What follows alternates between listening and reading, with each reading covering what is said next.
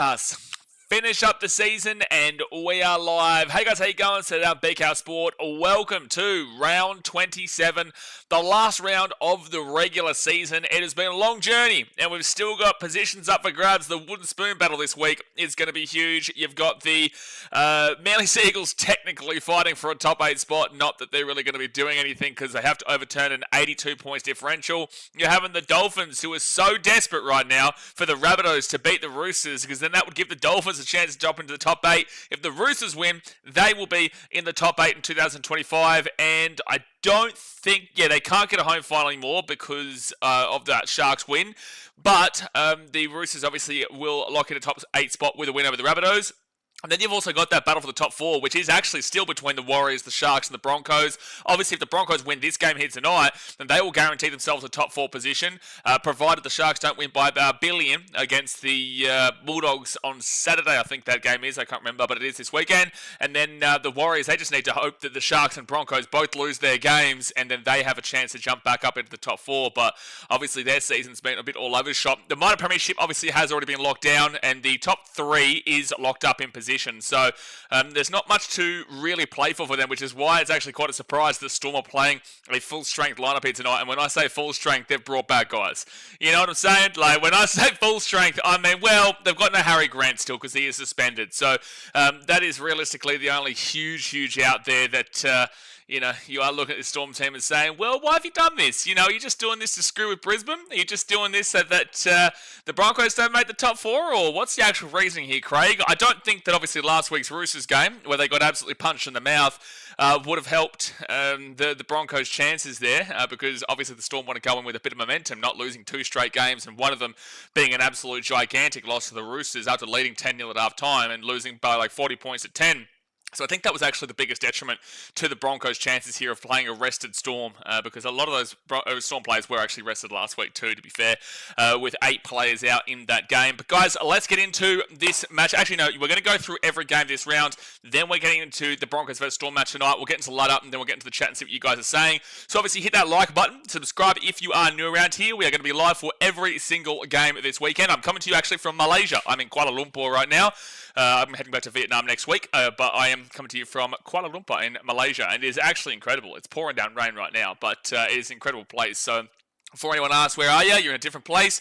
Kuala Lumpur in Malaysia. Now, the games this weekend. We have the Broncos versus the Storm tonight. Huge game for the Broncos. Maybe not so much there for the Storm, but at least for them to get back a bit of momentum. This is the final round of the season, so whatever happens after this round finishes is how it all finishes up. Then you got the Manly Seagulls versus the New Zealand Warriors game tomorrow. Now, this is a really big game for both these teams, because if the Broncos were to lose this game tonight, the Warriors would actually jump back into the top 4 tomorrow prior to the Sharks game.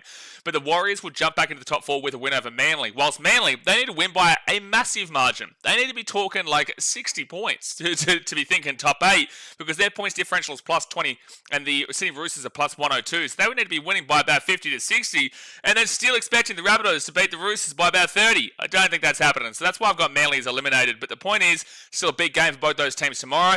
Then we've got a massive game, the Roosters and the Rabbitohs right on afterwards, which obviously the Rabbitohs never avoid the spoon. They're in purgatory, nothing much to play for except to hurt their biggest rivals in the Sydney Roosters. And the Roosters, if they lose, it's actually quite likely that they do not make the top 8. It is actually quite likely, because obviously they'd still be in it until the Dolphins game, but look, the Dolphins are playing a Raiders team that is resting a couple of their players, a lot of their players. They're resting pretty much their entire main squad. So the Dolphins should win that game. So the Roosters must win against the Rabbitohs. That game tomorrow night between the 2 Sydney rivals is absolutely gigantic.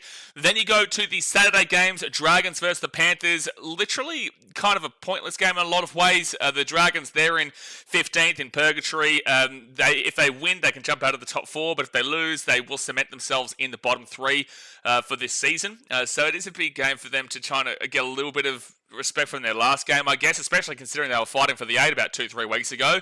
And then the Panthers, they're in 7th position right now. They can't jump up into the top 6.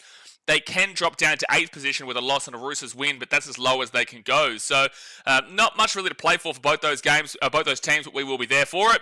Now, this is a massive game here between the Titans and the Tigers on Saturday, where the Titans, if they were to win, they would actually jump out of last spot for the time being in the final round of the season, putting the Newcastle Knights down there. So, huge game there, especially Kieran Foran's last game, Des Hasler's last game there. Quite a few of the players they've been told to move on.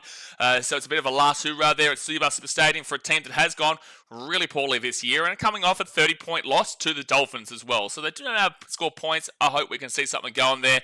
But they do play up the West Tigers there, who are in 11th position, and the highest they can finish this season is in 11th. So if they do lose, they can actually drop down back into the bottom four if the Rabbitohs won, if the Eels won, and also if the Cowboys won. The Dragons' points differential is also better than theirs, so they could actually drop down to the bottom three, but that would take a gigantic amount of upsets for that to happen, which isn't out of the equation this year. So it is a big game there for the Tigers as well, just more so obviously for the Titans, but the Tigers do want to finish off their season with a win regardless to get themselves into 2026. And then we've got a big game, Bulldogs versus the Sharks. The Bulldogs decided not to rest their players. Bulldogs obviously at home, they want to get a bit of momentum into the finals. They're obviously coming off the back of a big win against the Panthers, where they didn't look exactly overly impressive, but the Bulldogs, they need to get a bit of something going into the finals as well, which is what you're going to see as a common trend this week. That's why a lot of these teams are still playing most of their players.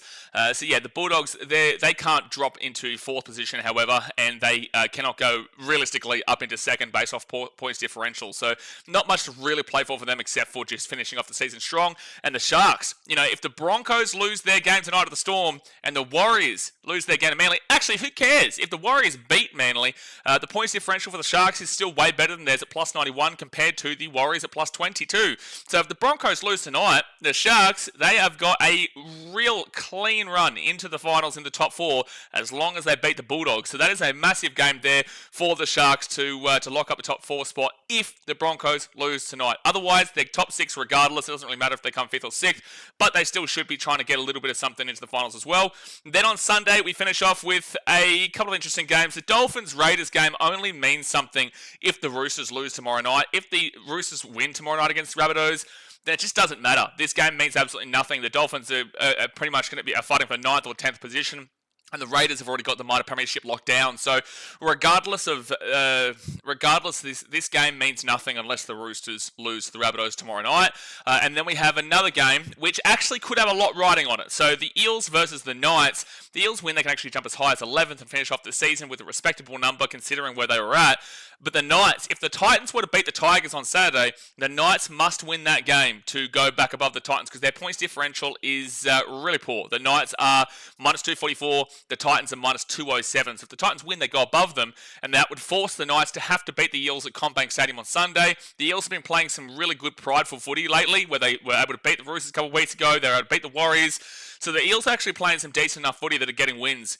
So that is a really tricky game there for the Knights. Everyone's a tricky game for the Knights or the Titans, realistically. But it's a really tricky game where they must win that game. Otherwise, if the Titans beat the Tigers, the Knights would finish in last position. So the Cowboys have to bye. Their season is over. They will have they'll get their post-season review for where they finish. They're currently in 14th. With their bye, they actually jump for the time being up to 11th. But then you've got the Tigers, the Eels, and the Rabbitohs still to play. So Cowboys can finish anywhere from 14th to 11th. That's why I haven't put their postseason review out yet, because we don't know where they've actually finished up. And there is a big difference between finishing bottom four and then finishing in the purgatory spots of 13 through, 11. 13 through 11 is purgatory. 9th and 10th is just missing out. It's a solid enough season, maybe not so much for Manly, but solid enough season. And then obviously bottom four is the stinkers. So that's why I've had to wait to see where the Cowboys do finish up there. But that is the games this weekend, guys. So we will be live for every single one of them, regardless of what is there to play for. We will be live for every single one of them. Now let's get into tonight's game, which is a belter. The Brisbane Broncos taking on the Melbourne Storm. This is at Suncorp Stadium in Brisbane. The Broncos coming into this game from 4th position. With a win, they lock it up.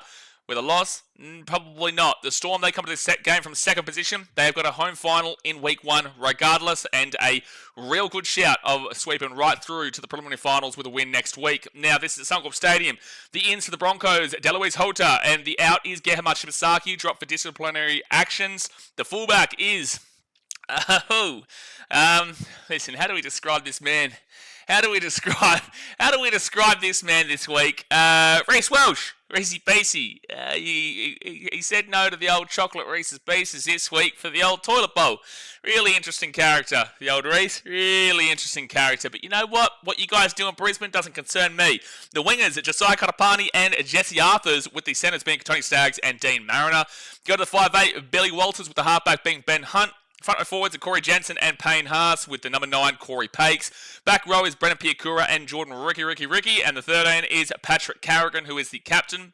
Then you go to the interchange. Tyson Smoothie, Kobe Hetherington, Ben Talty, and Jaden Hunt, with the 18th man replacement being Deloise Hota, and the coach is Michael Maguire. Now, for clarification, Xavier Wilson is still out. Adam Reynolds is still out and probably misses next week too. Ezra Mann is still out. Selwyn Cobbo is still out. Yes, they got back Brennan Piakura. So 4 of their players that have been out in this last bit of the season are still out of this game. And like I said, the Storm playing a pretty much full-strength team without Harry Grant. So this is a very difficult one here for the Broncos. And if you look at last week's game, obviously there was a lot of controversy surrounding that game. There was a pretty blatant forward pass that got called, that the Broncos ultimately ended up winning the game 38-30 against the Cowboys, but it was a 2-point game at the time. The Cowboys actually scored on the next try after that.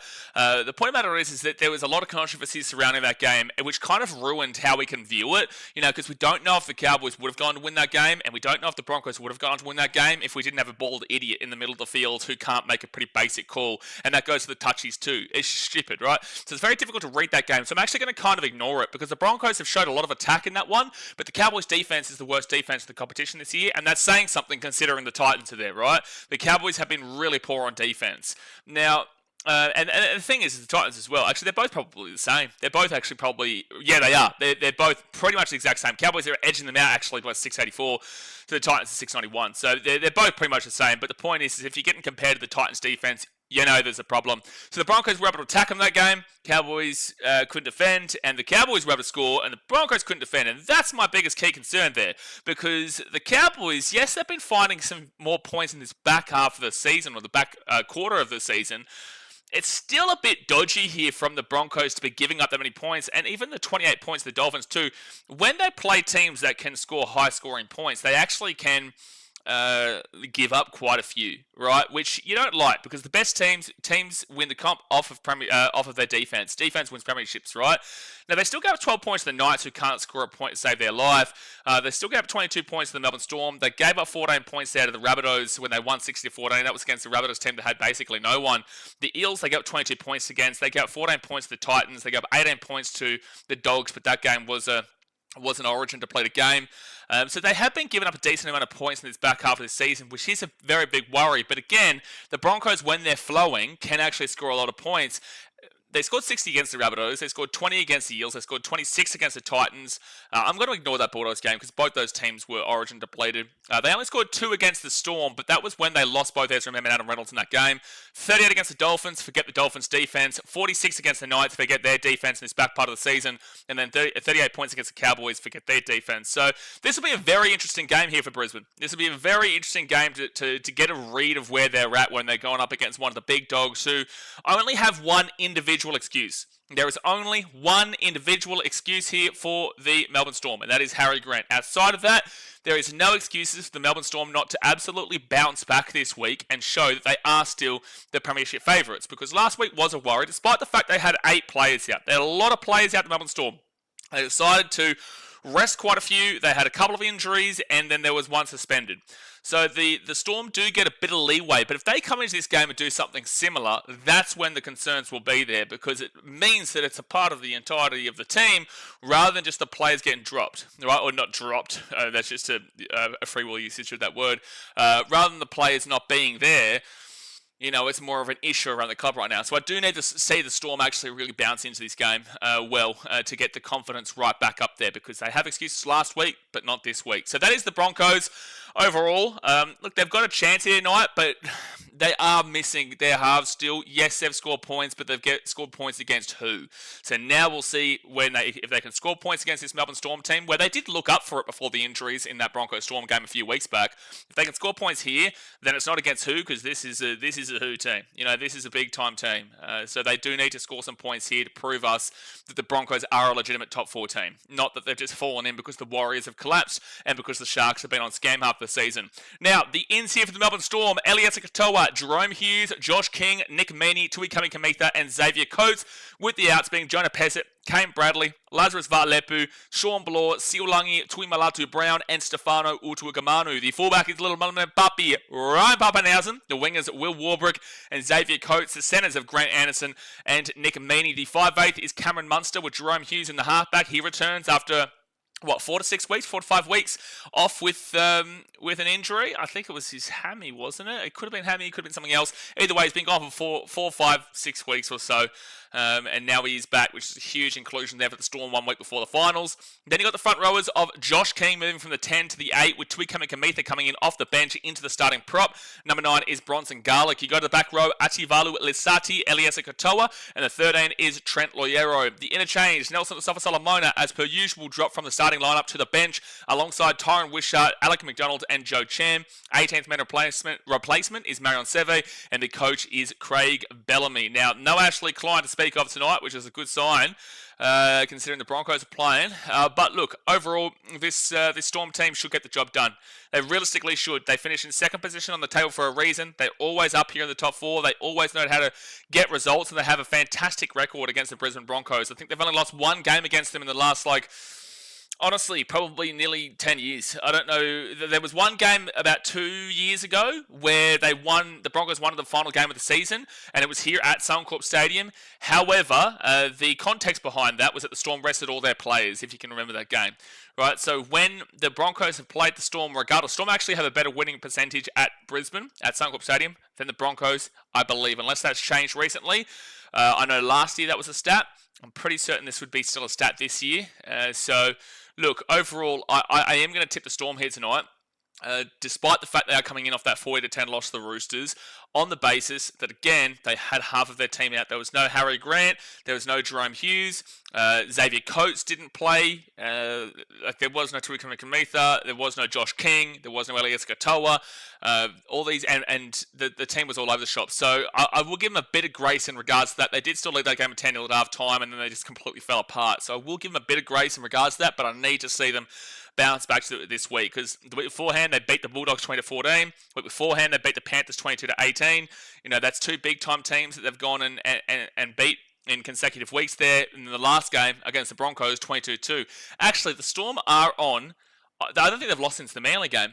Yeah, they haven't. Yeah, so they beat the Roosters game last week. So before the Roosters game where they rested and had players out and all that, they beat the Dogs 20-14, beat the Panthers 22-18, beat the Broncos 22-20, beat the Eels 16-10, beat the Roosters 34-30, and then that was when you go back to that game where they lost to the Manly Seagulls at Amy Park in Melbourne 18-16, which was a bit of a concern at the time. So, look, have the Storm been the most consistent team all throughout the season? No, we've definitely had worries at points of the year, especially more so maybe at the beginning, especially when they lost that game to the Dragons 14-8.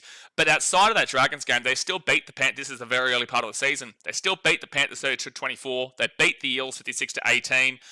They beat the Manly Seagulls 48-24, and they beat the Warriors 42-14 before that Dolphins game. Now, what that tells you is that they win a lot of games, and they'll have one random game where they'll lose to some no-hoper, Dragons, and then they'll go and win a whole bunch, and they'll go and lose to a no-hoper. And the Dolphins are up 18-2 in that game as well, mind you. Go and win a bunch of games, there's 64-0 involved, and then they go and lose to the Sharks 31-26. So, look, overall, that's not necessarily a no-hoper, but you get the point. The point is the Storm have not been as consistent as we would like to see, as we have seen in previous years. But they've still finished in second. So that's why I'm going to tip the Storm here. I actually could see a world where the Storm win this game 13+. I'm going to tip 1-12 to the Melbourne Storm. I'm going to tip 1-12 because I do think the Broncos need to be fully up and fit for this, and they need to prove themselves. But there is a world where the Storm come in and absolutely whoop them as well, because the last time they played was a 13+ victory for the Storm, 22-2. You give that grace to the Broncos with the players out. They need to prove it today, but I just could still see a world the Storm come in and absolutely whoop it. So just keep that in mind, but I will take 1 of 12 on the basis the Broncos need to make a game of this.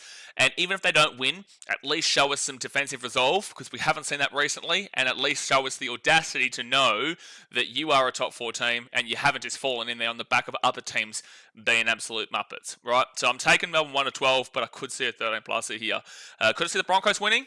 Yeah, with their attack, but their attack has been against no open teams. So that's why I need to see him here today. And for the time being, taking the Storm. Now, in regards to the ladder, not much to really change here for the... Well, not much at all to change for the Storm. They're on 40 points, which is 4 points below the Raiders there. They've got a plus 228 points differential.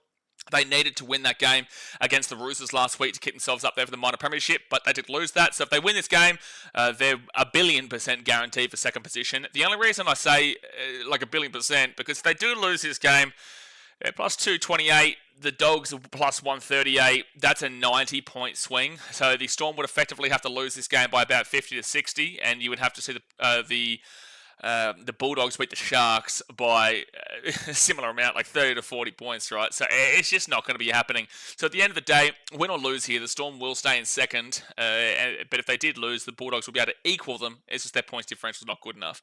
And then you go down to the Broncos in the 4th position. They're on 34 points. Now, this is where the tricky stuff is happening, because they're equal with the Sharks, and they're also equal with the Warriors. They're on 34 points. Everyone's given up faith and given up hope in the New Zealand Warriors, but there is a chance here for them. There is genuinely a world to the top 4, a road to the top 4 for the New Zealand Warriors. Now, if the Broncos, if they win this game, they finish top 4. It's just as simple as that. Unless they won by 1 point to make it plus 157. The Sharks are on plus 91. The Warriors are plus 22. Hey, Warriors fans, I always talk to you about this. How's your points differential? I was talking about this pretty much all season. But plus 157, say the Broncos won by 1. Technically speaking, if the Sharks did win by 70, right, then they could actually still go above the Broncos, even if both teams were to win. But that's just not going to be happening against a full-strength Bulldogs team, is it? So ultimately, if the Broncos win, they're guaranteed top 4. If they lose, however, there is a world they can finish in 6th. They probably will finish... Well, actually, there's a genuine chance of them finishing in 6th, because if the Broncos lose, the Sharks, if they win, they'll get top 4, and if the Warriors beat Manly, then they'll be in 5th position. So the Broncos would drop all the way down to 6th position. Now, if the Broncos and Sharks both lost, the Warriors and they won, then they would actually be in the top 4. So there's 3-way go here to see who makes this top 4. But basically, Broncos, you have it in your hands. You just need to win. If you lose, you're probably going to finish in 6th, which is still a home final. You're probably going to have to play the Panthers. So good luck with that one. But you're probably going to have to play the Panthers in a knockout game at Suncorp Stadium in the first week of finals, which you probably wouldn't be wanting to do. However, if you do win this game, you'll be facing Canberra in week 1 of the finals, which means you do get a second chance though, so it's not too much of a worry. But coming in 6th position, facing the Panthers, the 4-time premiers in a row, 5 grand finals in a row, it's not necessarily something that would be on your bucket list. I wouldn't be saying you'd be thinking, yeah, that's the team. Yeah, no, give us them. Yeah, no, give us them. Despite their lackluster form against the big-time teams in the last 3 weeks, where they did go and lose all 3 games, I don't give a shit you rested your players. You chose to rest your players, Panthers, against the Bulldogs, because at the end of the day, you still lost the Raiders, and at the end of the day, you still lost the Storm. Highly competitive, for sure. You still lost all 3 of those games, so I definitely got you a massive fraud watch. Definitely got massive fraud alert. Massive fraud alert. But point is that a full-strength team, and it's not on your bucket list to play in the first week of the finals. So there you go, guys. That's the preview for today's game. The game starts in about 7 minutes' time, so go and hit that thumbs up button and subscribe.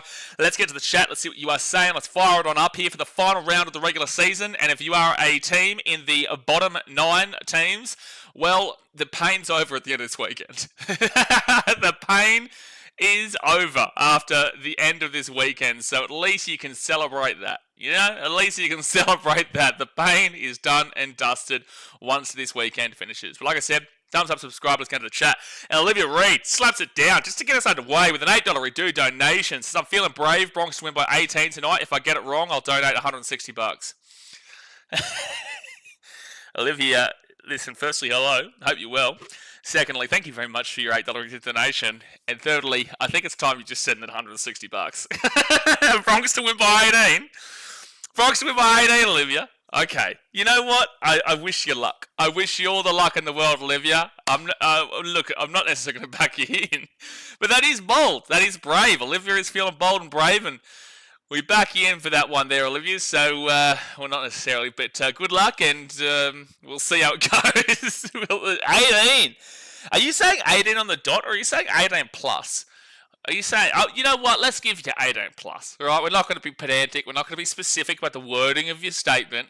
We'll be very generous here, and we'll give you 18 plus. We should even just give you 13 plus to be fair, but 18 plus, fair enough. All right, there you go. Amy says, I really want the Broncos to lose. Well, you know, they are the underdogs. So Cronulla in the 4. Yeah, well, if the Cronulla Sharks get to the top 4, they are a little bit spicy. There is some spiciness about them being in a half of football. There's one half, though, that is still a big concern, regardless if it's first or second. They usually do split them in a good half and a bad half overall. Jaden says, Storm playing full strength. I haven't seen the team list. Well, you should have listened, because I gave you the full team list, sir. Sean James, a big call, Olivia, for $160. She's backing in her team. She's firing up behind the Bronx. Good luck with it. Not sure about it, though. Not sure about it, though. Ben says, Broncos supporters gather here. No, we don't gather here. Ben says, Jaden, the only player missing is Grant. Yes, pretty much. Duran says, just for the sake of the comp having some meaning on Sunday, go the Rabbitohs. Yeah, look, there's absolutely nothing really. Well, ultimately, if that's your thought process, you'd be wanting the Titans to win against the Tigers, and you'd be wanting the Rabbitohs to win against the Roosters. That's the two results there this weekend that you need to see if you want Sunday to actually mean anything. Like, otherwise it means jack shit. Because that Knights game means absolutely nothing without a Titans win, and that Dolphins-Raiders game means absolutely nothing without a Rabbitohs win. So they're the two results you'd want if you want Sunday to actually matter in a lot of ways. French Massive Security sets up the Rabbits. Emmanuel says, Storm versus Toilet Drinker should be a good game. Dolphins don't knock it till you try it. Reece Welch probably. No, definitely Reece Welch. Definitely. James says, massive win away from home last... Oh, stop it. Stop it, James. I'm not even going to deal with you today. I can't do it. Now let's do the Storm Bronx Nation. Oh my gosh. Massive win away from home last week. Don't even start me. Don't even start me, mate. You know how to press my buttons, that's for sure. Don't remind me about Ashley Klein. Don't do it. Casey says, let's go Lakers. Oh, nice room. Let's go Lakers? What the hell's the Lakers happening here? Lakers? What the hell? Where are the Lakers coming at this? Ben says, Nene knocking the ball line, which led to a Bronx try, summed up our season. Easy pass, but he dropped all the lollies like nothing. Yeah, that's great. Yeah, that's true. Michael says, let's go Melbourne. Were the women's Raw and Man Thunder. Were the women's Raw? Are you sure that's the words you want to use, Michael? Were the women's Raw. Just to clarify here for people who haven't seen this comment before, he's typed in R-A-W, as in that kind of Raw. So... bit confusing there, Michael. Not sure about that one. Yeah, not sure about women's Raw there. Yeah, Mitchell says the suspension is hardly an excuse. Listen, I'm just trying to be open-minded. You know, we had Panthers fans trying to claim that Isaiah Yeo being out of the Storm game meant that they had full-blown excuses. Isaiah Yeo, you know, like Isaiah Yeo, sure, that's fine, but also no. Zed Hewitt, member for 31 months, is waiting on the Reece Walsh times Todd Carney collab. Yeah, it's incoming. I don't know whether it's going to happen at Northies or it's going to happen in Brisbane. I reckon we just go bang down the middle. Newcastle, Brenton Eslick's going to host it. That's what I'm thinking. For sure. Jack Kirkland says Broncos need to fix errors. That's been a thing all season long. This is Tori uses Broncos 13 plus. I think you're a Broncos fan. Dasmate says Storm have won 16 straight regular season games against the Broncos. No, wasn't the round 27 game? Oh, did they beat them in the first week of the finals? Is that when... was it like a Storm team that was completely injured or something? So, okay, so was it... or did the Storm win that game on the round 27 a couple of years ago? I can't remember. You might be right, actually. Doing a base this morning. Who's the Dally M winner? Oh, mate, we'll do a whole Dally M stream. It's going to be huge. But look, I think Harry Grant could be a shout, but these last two games will hurt him a little bit. We usually do see players who aren't playing in the last two games that are big, highly touted shouts to win the Dally M. The last 3-4 games of players injured or suspended or whatnot, they usually obviously collapse, and then someone runs over the top of them. So I'm concerned about that, but there's quite a few that'll actually be around that area. Lorenzo says, mate, what are the odds that Walsh was one of the leaders who agreed with Madge to drop Shibasaki? Well, ultimately, I think it's the right call. ultimately, I think it's the right decision. They need to build that culture there. They can't be soft on it. And they've got to make sure that the players are all adhering to the policies. They've been a professional rugby league player, and unfortunately, Shibba wasn't able to do that. So, look, it's a big game for them, and they would have loved him. But, Josh Adokar had not similar incident, but Josh Adokar had an incident last year, which hurt him at the Bulldogs, and then they obviously had to be very strict with that. Actually, I think, was that done by the NRL? No, I think he was dropped, wasn't he? I think he was dropped. I can't really remember. But the point is that when a player does something stupid that goes against what the team's doing, it can absolutely defy culture and really take them apart if they don't do anything about it. So I actually agree with what they've done. Ben says the last Bronx win against the Storm was in 2023, but overall Melbourne have won like 7 out of 8 games. Correct. Yeah.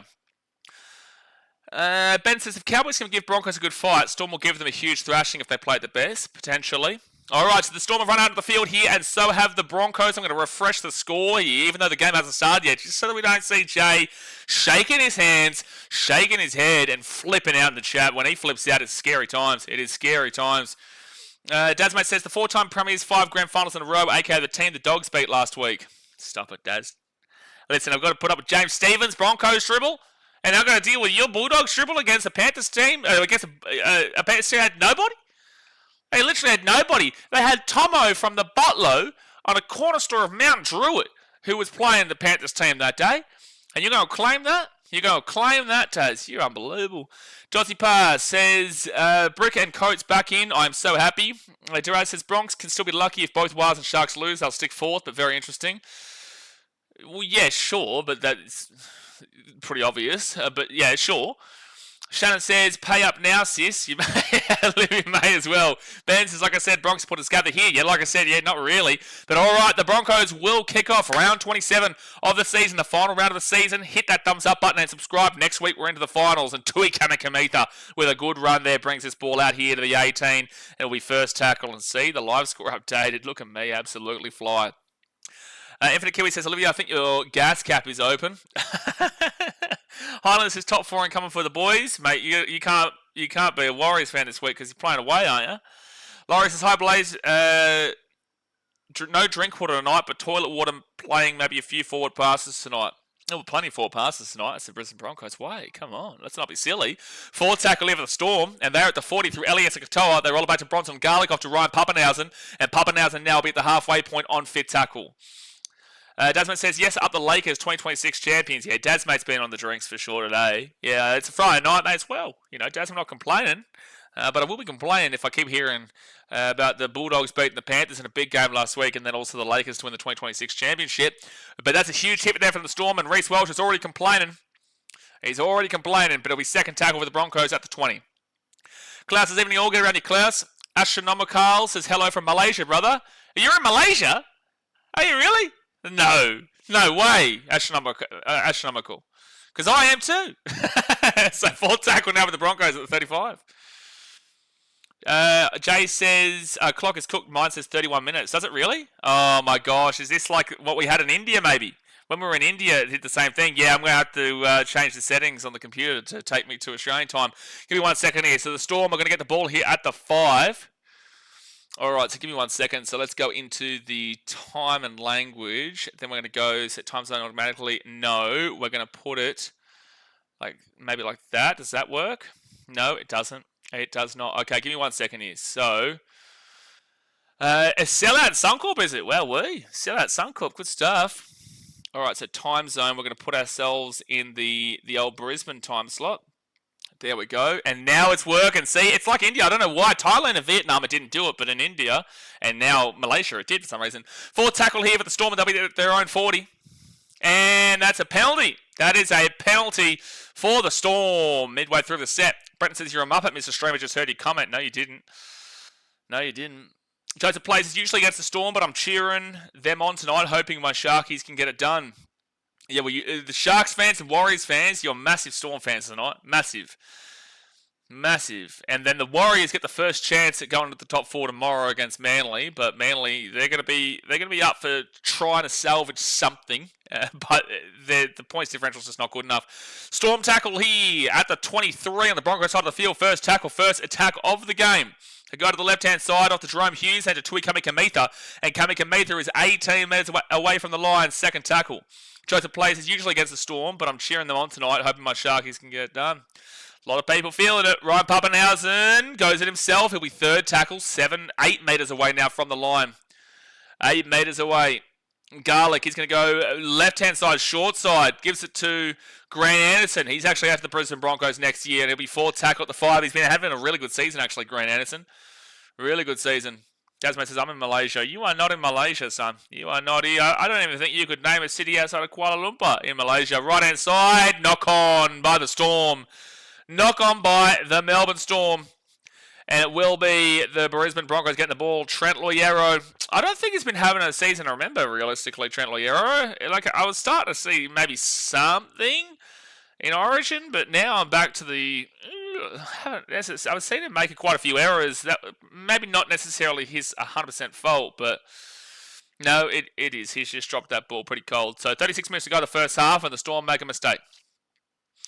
Oh, lovely. Yeah, commentary just said that the Broncos have had a lovely start here. Yeah, nice. How are the Storm in the attack in 20 in the first place, commentary? Oh, that's right, because they gave away a penalty in the first 4 minutes of the game. Not too sure if that's the right terminology to be using here, commentary, but thank you very much for the opinion. Prey says, expecting heavy monsoon here down south of Thailand. Hopefully not too much for you, Malaysia. We've got plenty of rain here today. It was pretty hectic, actually, but I tell you what, Kuala Lumpur is so underrated. If you guys follow me on Instagram, you'd be seeing what I've been talking about. Oh, and there's a penalty for the Broncos against the Storm for offside. And Josh King is the one who gives it away. So the Broncos will get out of trouble because that was not looking like a good set. They were only 25 metres out in third tackle. But they will get a penalty to kick it past the halfway point.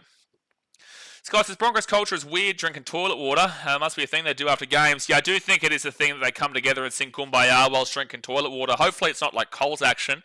We're really hoping it's not like a satanic ritual or anything like that. But, you know, we never know. You just never know with the Brisbane Broncos. So we'll just have to wait and see the words of Buzz Rothfield to confirm it for us. So first tackle here for the Brisbane Broncos, and they're going to be 38 metres away here from the Storm line.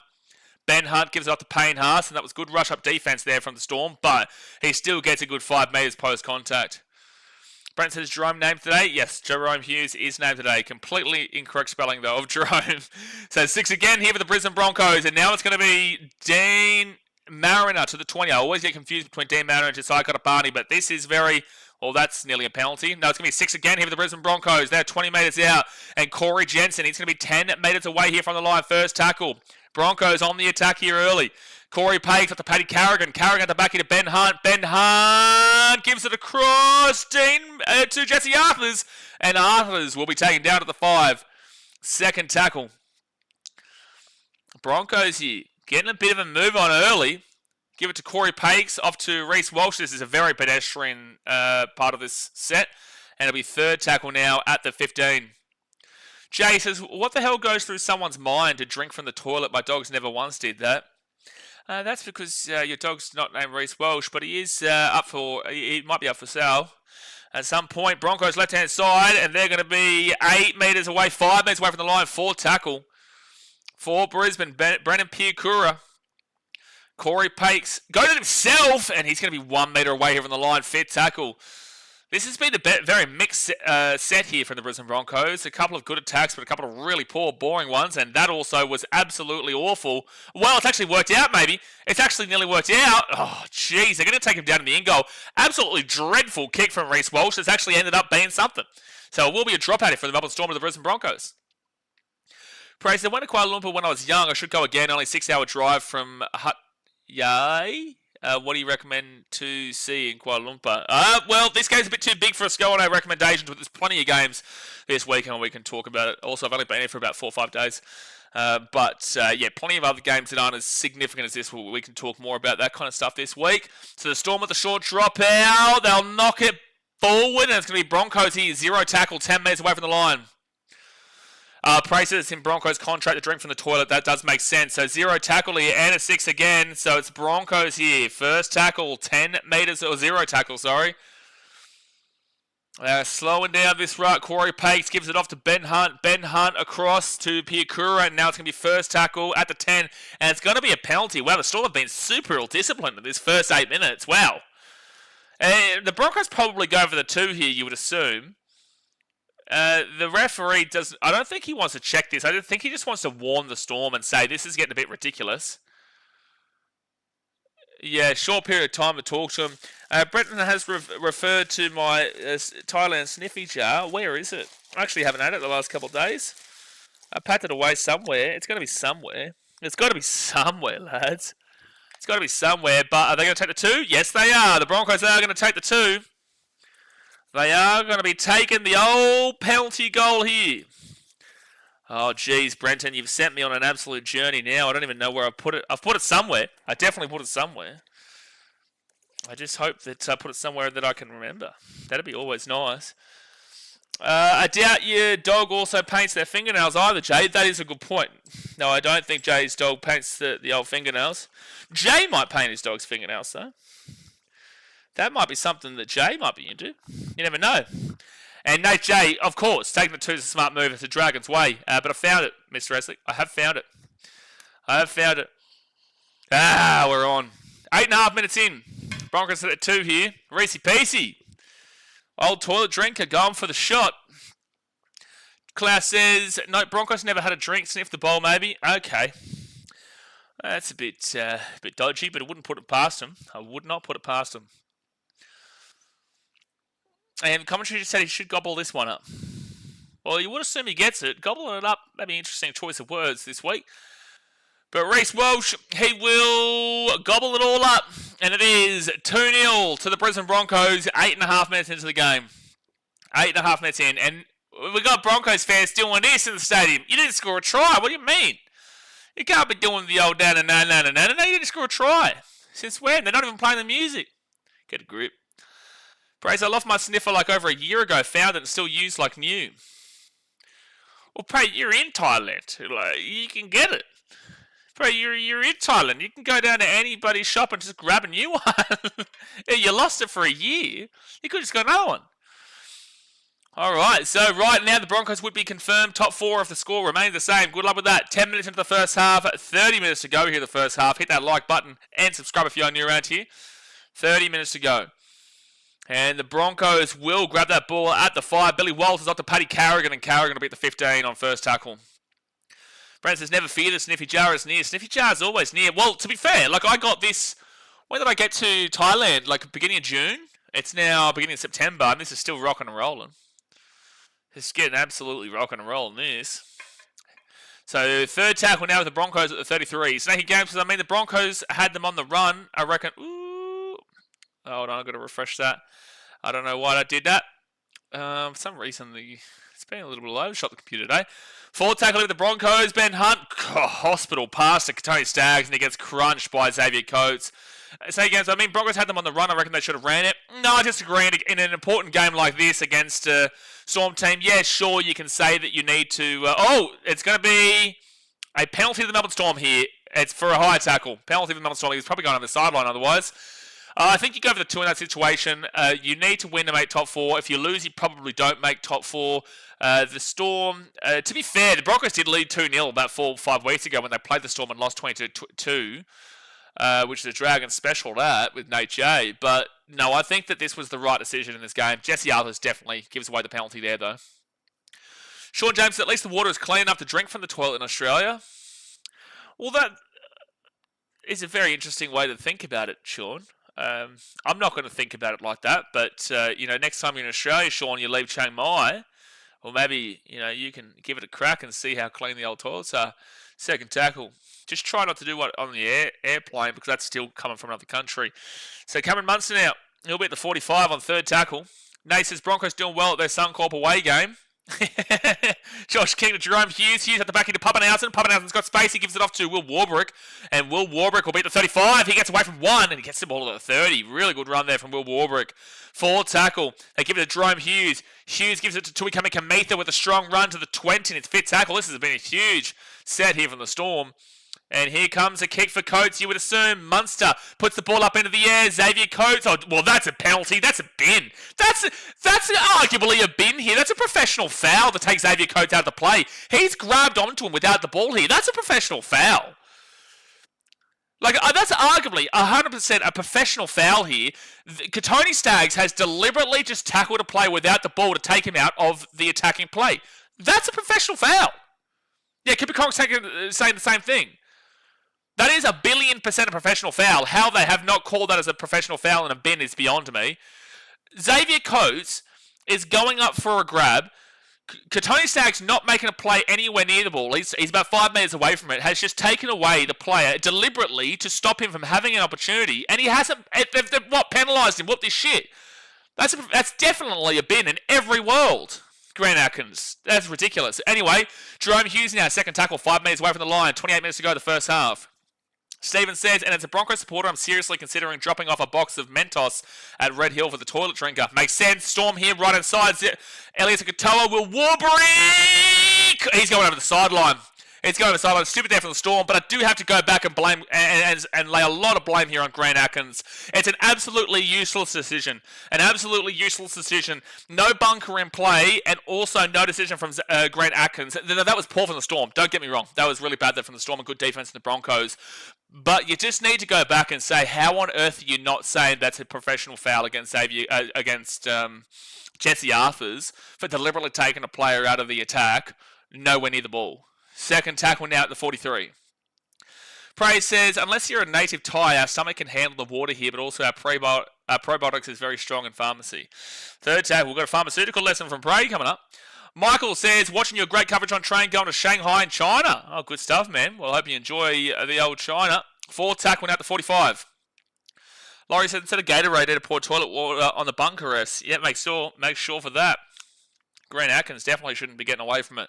So Ben Hunt, he will kick this ball down to the corner on fourth tackle, which is really interesting. And Pappenhausen just grabs that ball at the 20. I don't understand. Oh, they've lost the ball backwards here. They've lost the ball backwards, and the Broncos are going to pick it up here at the 10.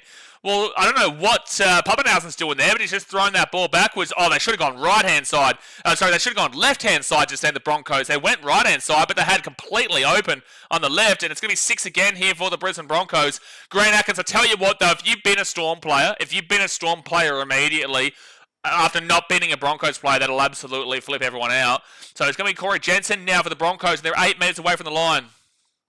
8 metres away, it's going to be Pakes. He gives it off here to Reece Walsh, then to Payne Haas, and Payne Haas offloads at the back into Reece Walsh, and I'm pretty certain he's knocked that ball on. I'm pretty certain. Oh, they're going to... Yeah, it's going up. Yeah, it's going up for a no try here. So I don't know, we don't get an angle here, so you would assume Reece Walsh has knocked this ball on, you would assume it, but maybe it hits his body. It's just we've got the angle from behind where you can't see where the ball... This will show it here. And, yeah, that's a knock-on. I think it hits his knee and then his thumb is there as well. It's gone up as a no try here. Oh, jeez, it's close.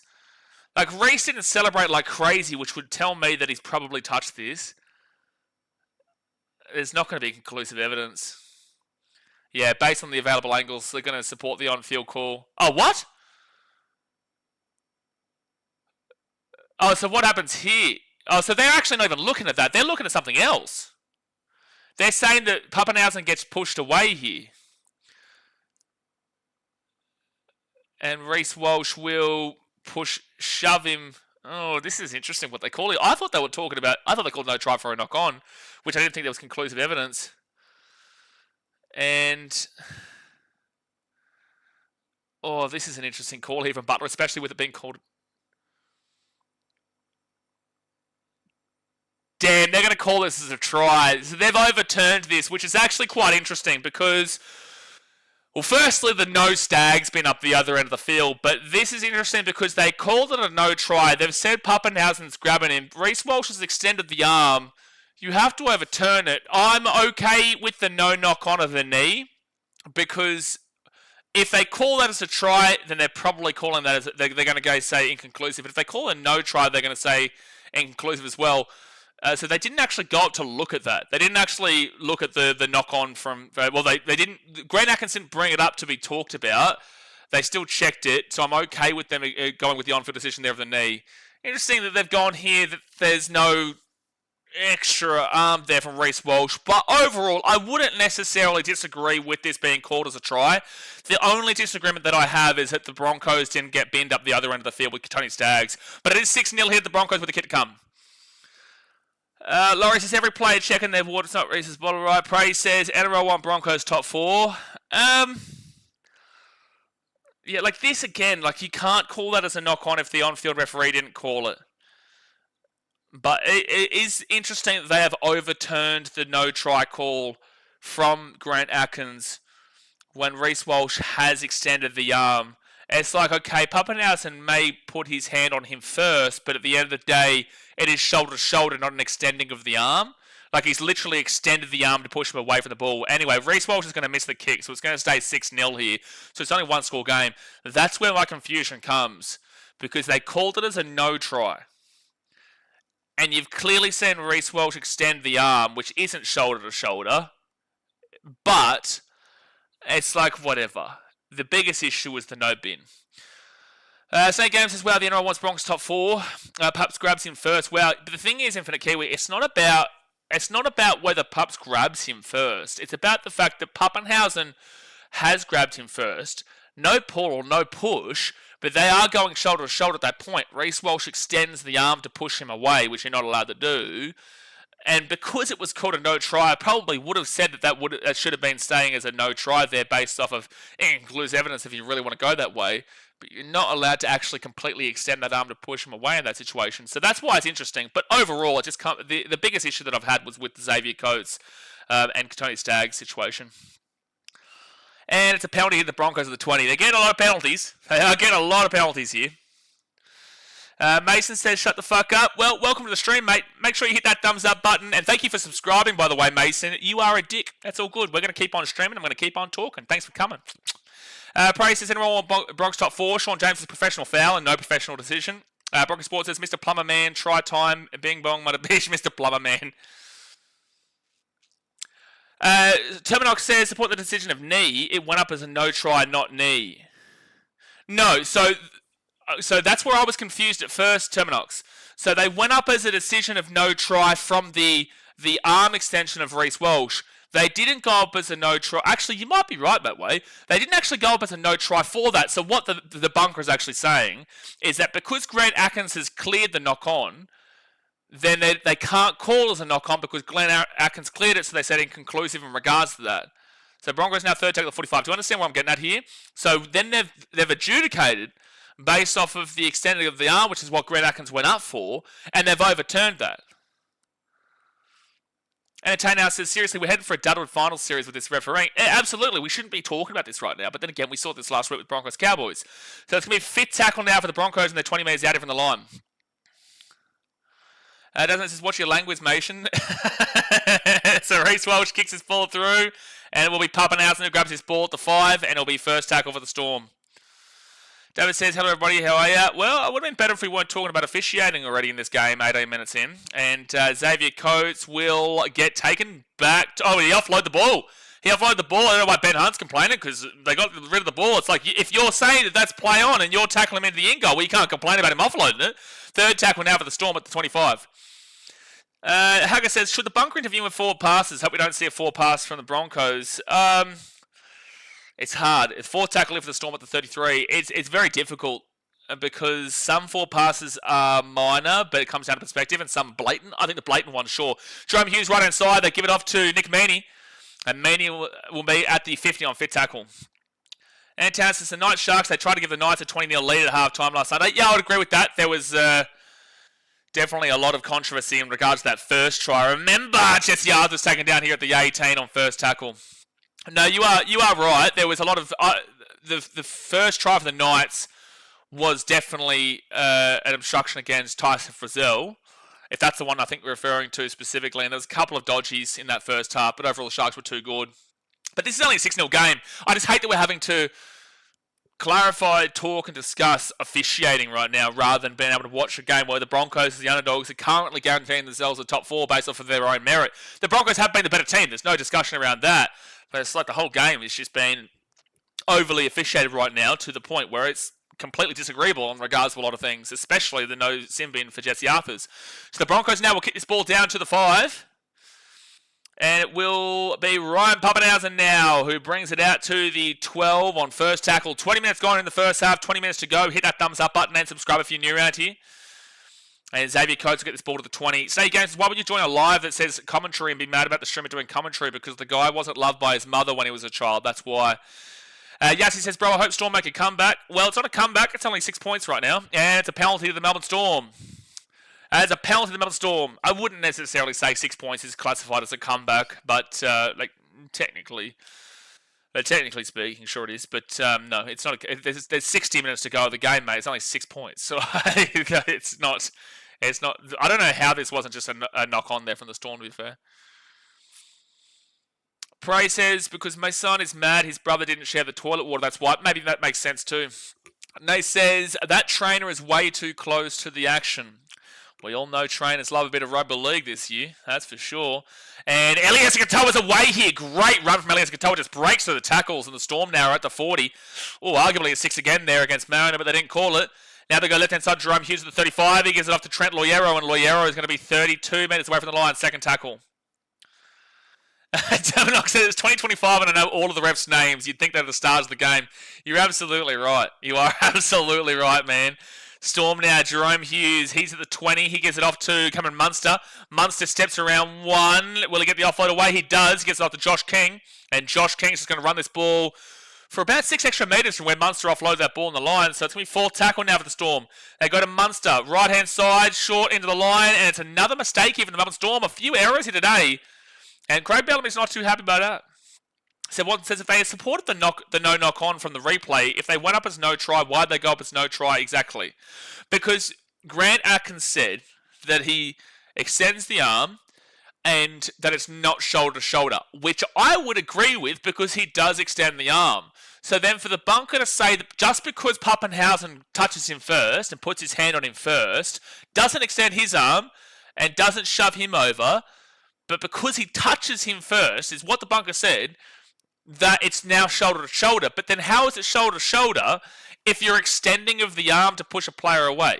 How is that then shoulder to shoulder if you are extending of the arm, which is why it got called as a no try? That's the reason why we're just like, what the hell? Because, again, don't really care too much about the knock-on inconclusive because they didn't actually go up to the bunker for that reason, which assumes then that it is a try based off of that no knock-on. Third tackle now at the 30. And it's going to be Corey Jensen at the 35 on 4th tackle. Yes, he says, how important is this game? For the Broncos, very important, because if they win, they get top 4. If they lose, they probably don't make top 4. Whilst for the Storm, it means absolutely nothing, really.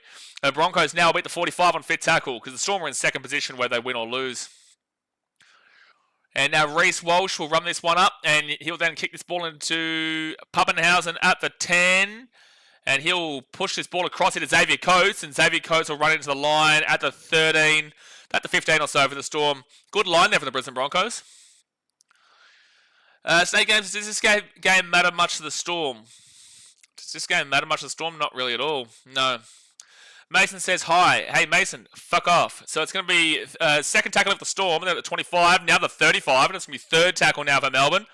They roll it back to Will Warbrick. Goes across to Munster. Munster across here to Pappenhausen. And Pappenhausen, he's still going here. Oh, he couldn't get the offload away. Mason says, why on your ladder is the Titans in first? Shush, man, we don't care. 4th tackle now at the 35, and they'll give it off to Nick Meaney, and Meaney's going to cut this ball across here. Back to your finger painting classes, Mason, come on. Back to your finger painting classes. 5th tackle here at the 30, and Bronson Garlick to Munster. Munster at the 25, he's going to kick that ball up into the corner, and there might be a penalty here against the Broncos. It is going to be a penalty against the Broncos for a month being taken out after the kick. They said, oh, yeah, see, that's probably not your best option there, mate. But penalty here to the Storm. Penalty to the Storm, and they'll be 10 metres out from the line. Into him. 16 minutes to go here of the first half, and Munster will get hit after the kick from Payne Haas. And that is a penalty. Go on. Yeah, smart move for tracking that, Jay. Exactly right. Very smart move. You did well there, Yassi. You did well. So first tackle here at the 5. And they're going to roll this ball back here to Bronson Garlick. Garlick gets this ball across to Trent Loiero, then off to Jerome Hughes. And Elliot Katoa is going to be 10 metres away here from the line. Second tackle. Going to roll it back here to Bronson Garlick. Storm have been a little bit pedestrian in a lot of ways here today so far. Jerome Hughes is in trouble here. Oh no, his left wrist. Oh dude, Jerome Hughes, something to do with his wrist here, grabbing at his left wrist. That's massive against the Storm. They've at least got Tyron Wishart still on the team, but geez, that's not good to look at for the Storm going into this final series. They go right-hand side off to Josh King, and they get the offload out the back here. And I don't know if this is 6 again. Was it touched by the Broncos? No, it's still going to be 4th tackle. They give it off to Ativalu Lisati, and Tyron Wishart's come on the field here for Jerome Hughes. Bronson Garlick off to Munster. Munster's going to kick this ball across here into the corner. It's a 2-on-1. Knock back. It's a try, I think, maybe for the Storm. Oh, I don't know. This will be interesting. Will Warbrick grabs this, and if it gets touched by a Bronco, he's called a try here. This will be interesting. We're going to look at the bunker here. So, it's called a try here, Grant Atkins. Warbrick goes up for it. I think he knocks this ball back, but it depends on if a Broncos player touches this while this ball is up. I don't know. This will be interesting when they slow it down. I actually don't know here. Warbrick gets first hands here. No, there's no knock on there from Warbrick. At no point does it actually bobble when when the Broncos' hands are on it, except for when it comes out the back. So he's going up with Katapani there, Elias Katoa. He's very good when he's running to go for the high ball there. They've obviously been shut down a couple of times illegally on left-hand side with Xavier Coates. They've gone right-hand side, and Katoa gets up. Will Warbrick gets up, and then Katoa follows it up nicely. The ball's in hands there, and then just comes out the back. Yeah, this is a try. It's gone up as a try too. There's no way you could overturn that. Oh, so where Jerome Hughes got injured was that his left shoulder. It was his left shoulder going in on a tackle on Brendan Piakura. Dickie says your commentating won't help. Decisions made. Thank you, Dickie. Your comment doesn't help because we can talk about whatever we want here, champion. Try confirmed here. The thing is with live commentary that a lot of people don't understand is that I'm here to talk about the game. So if you aren't here to listen about the game, then please feel free to go elsewhere. Please get a job. Go watch it on KO. Because at the end of the day, we're here enjoying. We're here chatting away with you guys, and we're going to be talking about all the decisions. That's the whole point. We're not here to change the decisions, but we are here to talk about the decisions, which is exactly what you would be doing. It's probably the fact that you are a Broncos fan and just disagree with the conversation around it. But that is up to you. At the end of the day, if you disagree with it, feel free to use the chat and tell me why I'm wrong. Why I'm wrong, rather than just saying shush, basically. Because ultimately, I'm here, you're there, you're watching, I'm talking. Thanks for coming. 6-4 here, the Broncos. They do miss the kick here, the Melbourne Storm with 13.5 minutes to go of the first half. Classes Broncos like a bit of fingers. Like a bit of fingers? Wowee. Desmond says, Hughes broke his wrist again. Well, when he made the tackle on Brendan Piakura, he was grabbing at his shoulder, and then he was grabbing at his wrist, so I think it's something to do with his entire arm, because he was grabbing at his shoulder after tackle Piakura, but then something to do with his wrist when he was coming off. So it is suspected broken wrist. So I don't know, it must be, maybe that's the big one, but he was grabbing at this originally and then it's come down there. Pjanovic, listening from Belgrade, Serbia. Thanks for the commentary. Appreciate you, brother. Second tackle here for the Storm, and they're going to be at the 20. 13 minutes to go the first half. Lim says Storm probably should have just left Hughes for the finals. Yeah, well, this is his first week back from injury as well. Yes, it was his first week back from injury, and then he's in a pointless game. This is a pointless game for the Storm. Pappenhausen goes left-hand side to Grant Anderson. They're away here. Oh, taking out the 45. Great run, though. Great 15-metre run from Grant Anderson and the Storm. They go to Cameron Munster. Wishart is a good replacement, though. You know, it's not like they're missing out on a massive replacement. Pappenhausen. Oh, short ball. He gets it off again. Xavier Coates. He's going to run in this ball and gets absolutely slammed. Oh, that's a great tackle. That's actually a great tackle from Reece Walsh, who's usually an absolutely shithouse defender. That's a really good tackle from Reece Walsh. Usually he's awful, but that is an absolutely fantastic tackle there from Reece Walsh. Wowee, that's a really good tackle. He's taken Xavier Coates here. Oh, why is the referee getting involved? I've just heard the whistle. Oh, captain's challenge. Offload back there. The Storm are challenging this for a knock-on for the Broncos. his advantage is gone anyway, he said. So this is a pointless challenge here from the Storm. I don't understand. So why the Storm? So the advantage is gone anyway. So why the Storm challenging this? So either way, the Broncos can get this ball, like no matter what. Okay, well that is a knock on from Paddy Carrigan.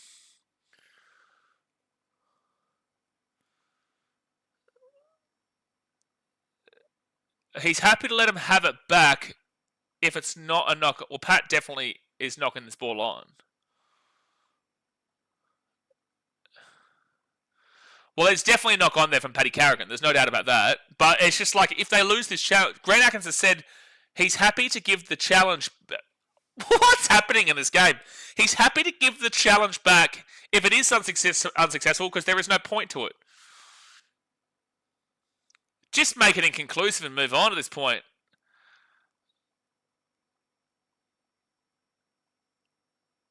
Melbourne will retain their challenge. Yeah, so supporting the on-field decision, it's just Broncos ball. That was the most pointless couple of minutes we've ever seen. If the Storm won their challenge, it would have still been Broncos ball at the 30.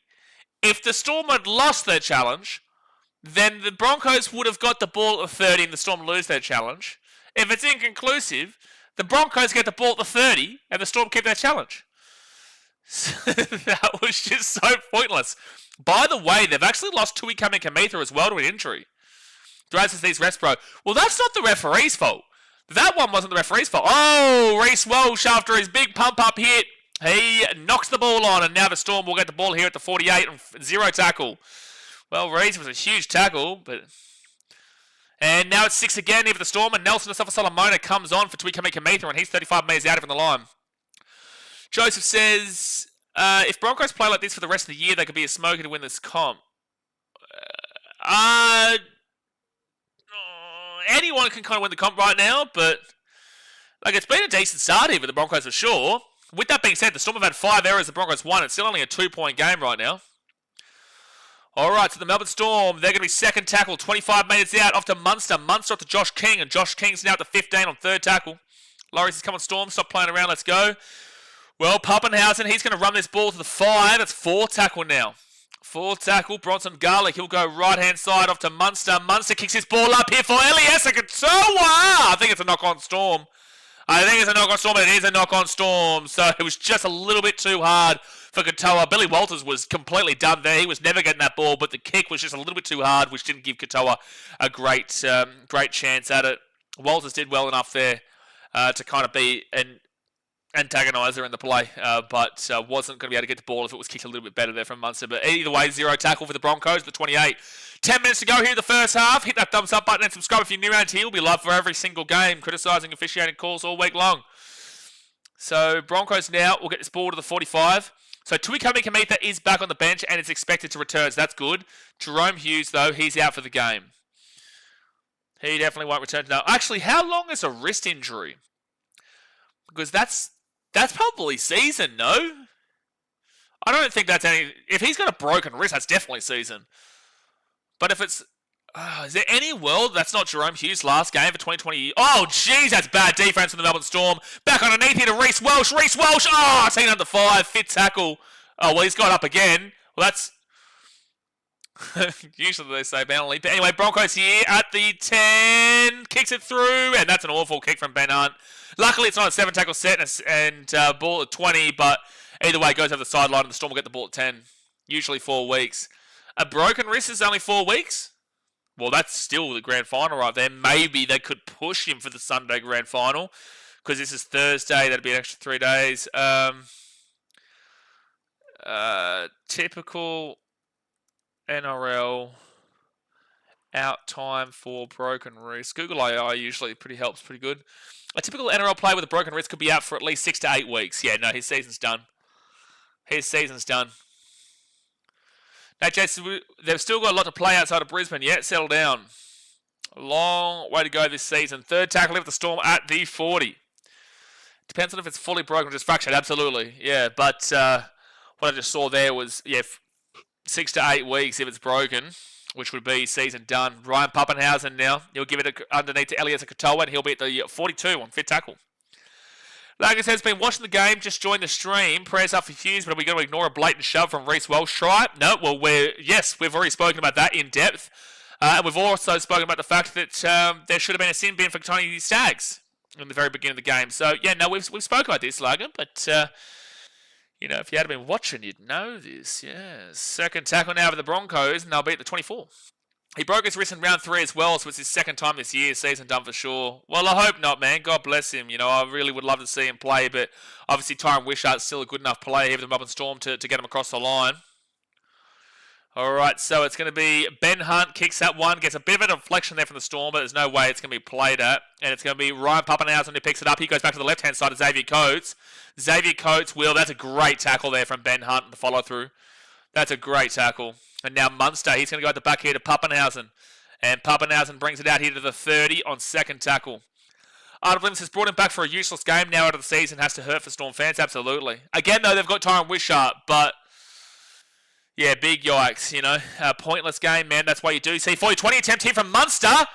Oh, that's going to go 7. Oh, that's actually... what is this? Is it 40-20? It's only a 7 tackle set for the Bronx. It's in the field of play. Wow, that's a 40-20. That literally bounced just before the goal, the corner post. Wow, what a huge kick there from Munster.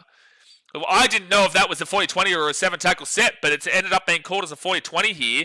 This angle's so hard to read what it was, but yeah, they've called 40-20. Huge. Huge. All right, so right-hand side, Bronson Garlick to Munster. And it's first tackle for Nelson to Solomona, 8 metres out. I feel like the Broncos, based off of the game, probably should be deserving of a lead at halftime. Really controversial calls, though. They shouldn't even have 4 points. They should be 4-2. Oh, the Storm. Garlick, 2 metres out, third tackle. 6 again.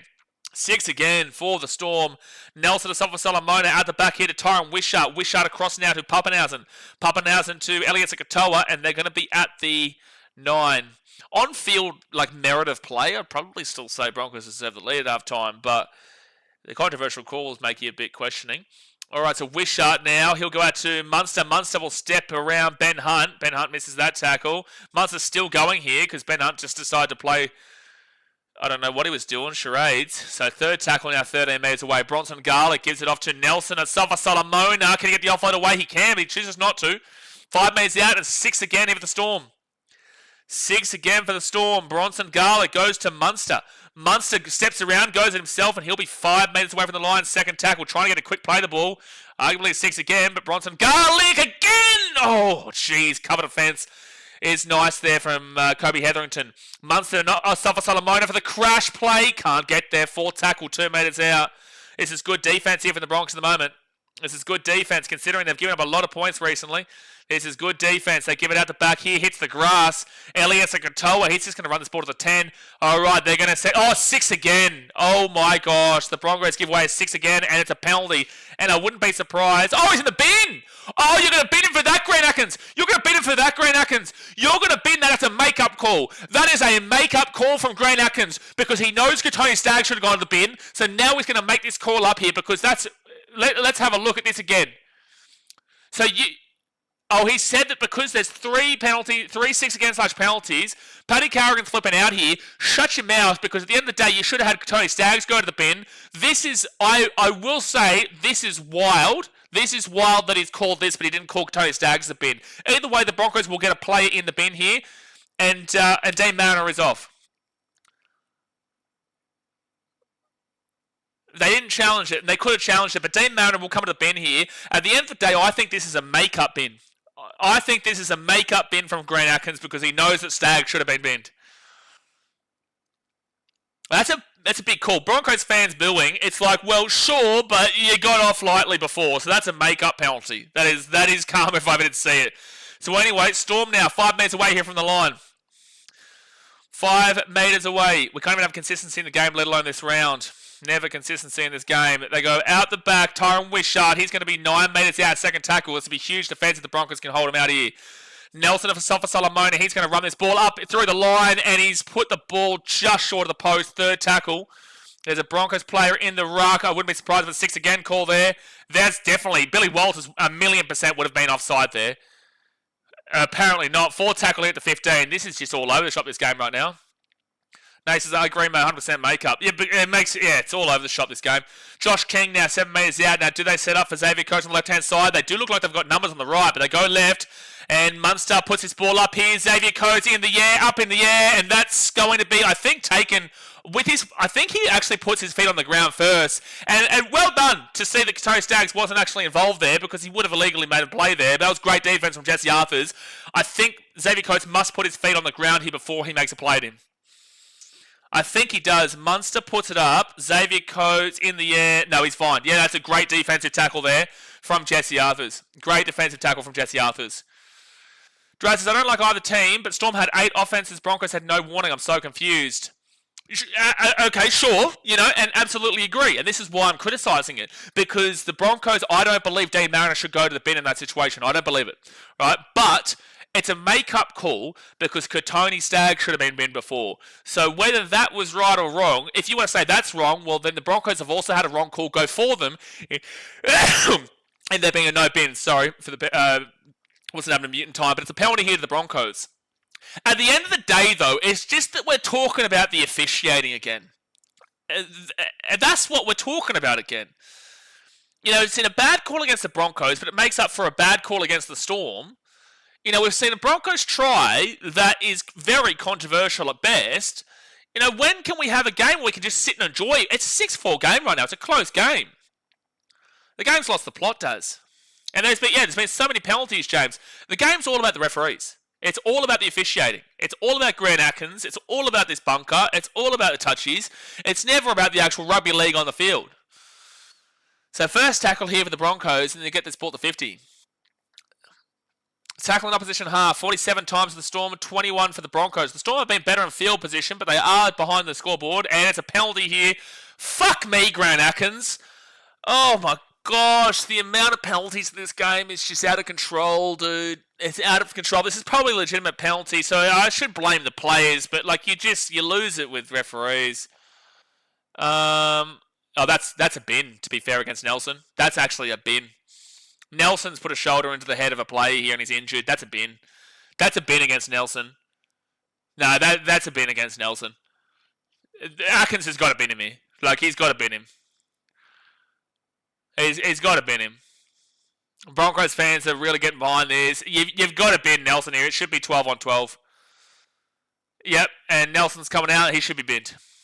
Dasmate says he's lost all control of the game. Grant Atkins has lost all control of this game. You're absolutely right. He's lost every part of control of this game. But that is the correct call. Nelson deserved to go to the bin here. So it's going to be 12 on 12 for the next 8 minutes. And then it'll be 13 on 12 for the Broncos for the remaining 2 minutes. Nate says, fair call. Nelson should have known better not by now. This is a very typical thing that Nelson does, which is the reason why the Storm are looking to offload him. James, that's a bin all day. It's a bin all day. It's a bin all day. So, I shouldn't complain about Grant Atkins when that call originally got made, but you just get frustrated because this game's been... The referee has lost control of the game. Hey, this is a really big 3 minutes for the rest of this game for the Bronx. Well, it's also, fair dues as well, because when the Storm played the Bronx, it was a close game until Ezra Mam and Adam Reynolds got injured. And then the Storm ended up running away with that one. Well, in this game, Jerome Hughes has got injured. So, not both of their halves, but at the end of the day, this is the best chance of the Broncos to do over the Storm here at Suncorp in a game that they need to win. Kobe Hetherington now. He's going to be 15 metres away here from the line. Second tackle. They go right-hand side. There is an Origin-like intensity to this game right now. I will agree with the commentary there. And that's a penalty. Oh, Grant Atkins. Holy shit, Grant. Another penalty, lads. Another penalty. Well, I don't know what the Broncos do here. I don't think they go over the 2. It's a lazy shot, but whatever. So it's going to be Broncos with the ball here, 10 metres out. You don't go over the 2. You go over the try in this situation for sure. Man, I know it's 12 on 12. You don't go for the penalty. You just go for the try. Laurie says, when you said bin all day, wouldn't it surprise if they said no sin bin? Yeah, well, fair, because Tony Staggs should have been 100% a bin, but they didn't call that. But the Nelson one was guaranteed. There was no way that wasn't going for a bin. It was a direct shoulder to the head. for a player injured too. Ben Hunt, he's going to tell Jaden Hunt to come underneath, and he'll be 9 metres away from the line. Second tackle. It's still only 6-4 as a score, but this is a big try if the Broncos can do it. They go left-hand side to Hetherington. He's going to be 3 metres away here from the line. Third tackle. Huge defensive set here for the Storm and huge attack and set for the Broncos. Payne Haas, he'll get this ball at the 10. He'll break away from a couple. And he'll get the offload away. And now it's Jordan Ricky, and Ricky with a bit of a pointless run. Fourth tackle now at the 10. Huge set this one for both these teams. They go left-hand side back to Payne Haas, and he's just going to get monster, but he gets the offload away to Reece Walsh. Reece Walsh gets it across, and the Broncos get this one-on-one on the wing. He cuts back into the centre, and Katapani will be 5 metres out, fit tackle. Scramble defense right now. They go out to the left-hand side, and the Broncos are going to score on the wing. Brennan Piakura will score to make it 10-4 here with a kick to come. Nice work there from Reece Walsh. He's had a big night, except for that knock on he made before. He has had a nice night here, so that was a good pass there from Reece Walsh to make it 10-4. Typical kick here from the sideline for Reece, especially considering he missed a lot easier of a kick before. But yeah, Nick Meaney just wasn't out on his way. Well, he wasn't out there, and Will Warbrick had to come in before. So really smart there from Reece, because they probably don't score if they go out to the right-hand side. It would have been numbers on numbers, but that was a nice pass there from Reece Walsh. It just opened up the wing, and because Will Warbrick is in, that's why you noticed he was able to get that pass out there. So 10-4 here with a kick to come. And it is an intense game right now, lads. It is an intense game here. And this is a huge conversion. If you get this conversion, you're up by 8 points. If you miss the conversion, it's only a 6-point game. Brenton says neither team showing momentum in this game.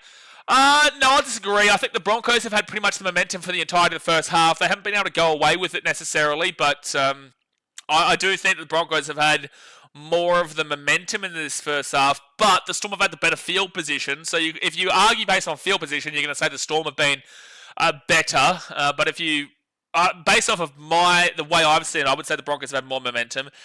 Yes, it's just been awful in regards to dealing with officiating controversy, but overall I do feel like I've felt a little bit more confidence behind the Broncos throughout that first half.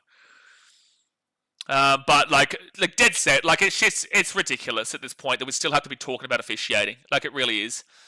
It really is. You just want to be able to watch. You just want to be able to watch without having to conversate about officiating 24/7. And I don't know why it's always with this team, but it has been always with this team, especially in the last few weeks. Olivia says, we're loud and proud tonight. Yeah, I agreed. Like, the Broncos fans are doing well, but at the end of the day, your first try was dubious and Tony Staggs should have been binned. But then also, I don't think Dean Mariner should have been binned. Like, it's just all over the shop. Grant Atkins has lost control of the game. And Reece Walsh will get the kick to make it a 8-point game. So it is 12-4 here at halftime. And right now, the Broncos will be making the top four. Honestly, to summarise that first half, Grant Atkins has absolutely no control of this game. Absolutely no control of this game. The officiating is dog shit. But the Broncos, for mine, have still been the better team, despite the fact there is controversy. If you take away that first try, they've still got a try here that they'll be leading 8-4 with that penalty. So at the end of the day, I've still got the Broncos. They would be winning 8-4 with that penalty to start off with. So, regardless, I've still said the Broncos have been the better team with the ball throughout the game. Now, the Storm have lost Jerome Hughes, which is something that you do obviously have to mention. And he's probably gone for the season, which is really rough there for the Storm, considering this is a pointless game for them. Like, this is a completely pointless game for them. But at the end of the day, they've lost Jerome Hughes probably for the season with a broken wrist.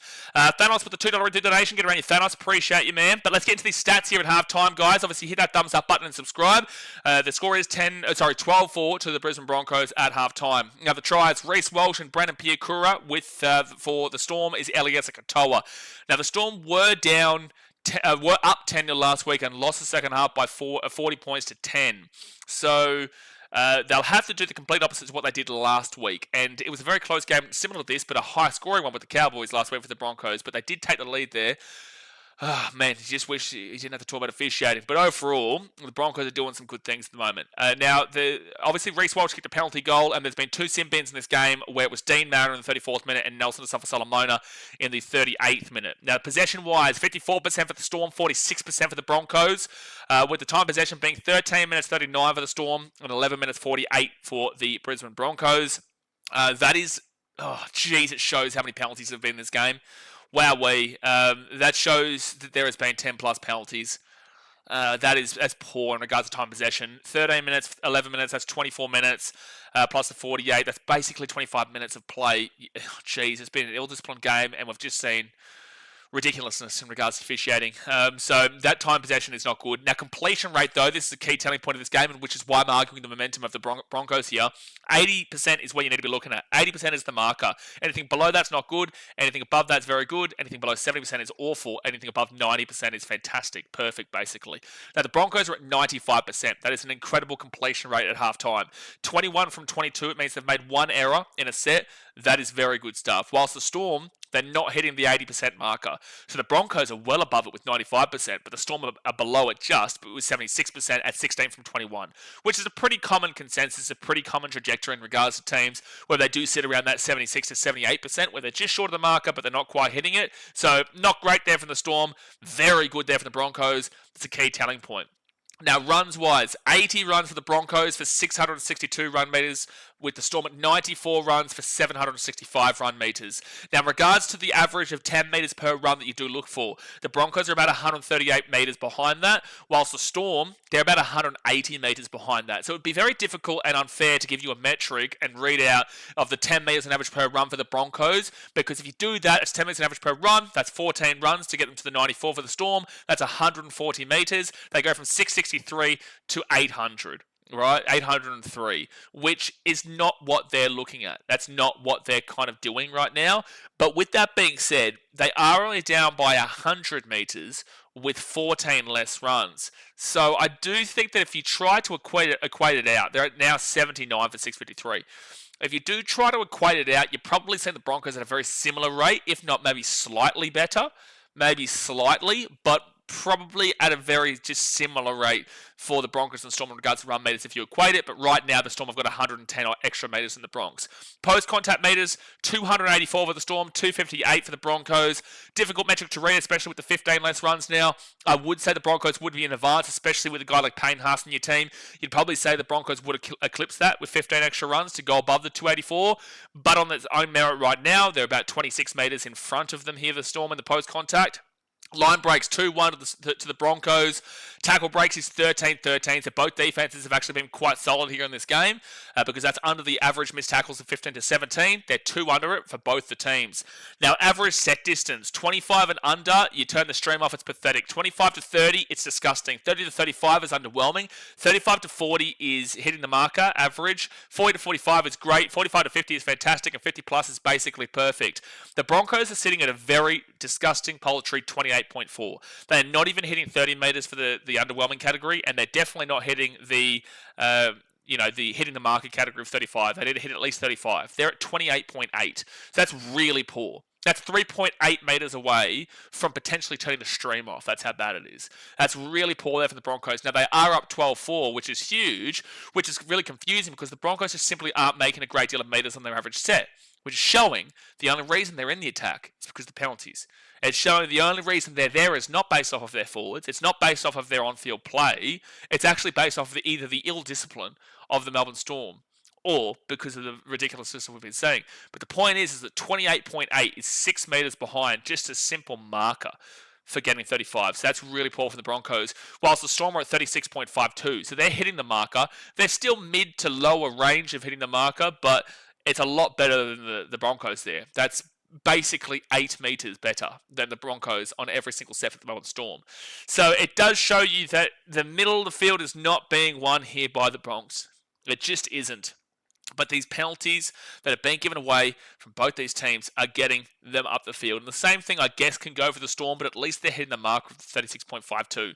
Now, average play the ball speed is 3.68 seconds for the Broncos, 3.43 seconds for the Storm. Now, 3.29 and below is extremely fast. 3.3 to 3.39 is fast. 3.4 to 3.59 is average. 3.6 to 3.79 is slow. And then 3.8 and above is extremely slow.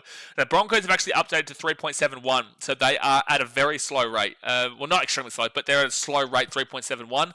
That's not fast by any means, whilst the Storm are at 3.43, which also isn't fast by any means. At 3.43, that's in the average category, where you would normally see teams as a consensus. So both teams aren't doing it at a fast rate. The Storm are doing it at a normal rate, whilst the Broncos are definitely going on a trajectory towards the extremely slow. But overall, it is a 0.28 second switch. Now it's a 0.29 second switch at 3.72 for the Broncos. It is trajectory going onto the slow category. The extremely slow category. Now, offloads is 6 for the Storm, 5 for the Broncos. A lot of those Storm offloads have been pretty poor, though. You go to the forced dropouts, 1-0 for the Broncos. Kick defusal is 50% for the Storm, 33% here for the Broncos. 40-20, 1 for the Storm. And then you go to the defensive effective tackle percentage, and we saw before the missed tackles are limited. Now, the ineffective tackles are actually quite high, but the missed tackles are quite limited for both these teams. Now, on an effective tackle percentage, this is on an individual level rather than a collective level. So you're looking at the individual tackles from players, all right? You want to be seeing at least 88%. 85% and below is disgusting. 85% to 88% is underwhelming. 88% to 90% is hitting the marker, and 90% and above is incredible.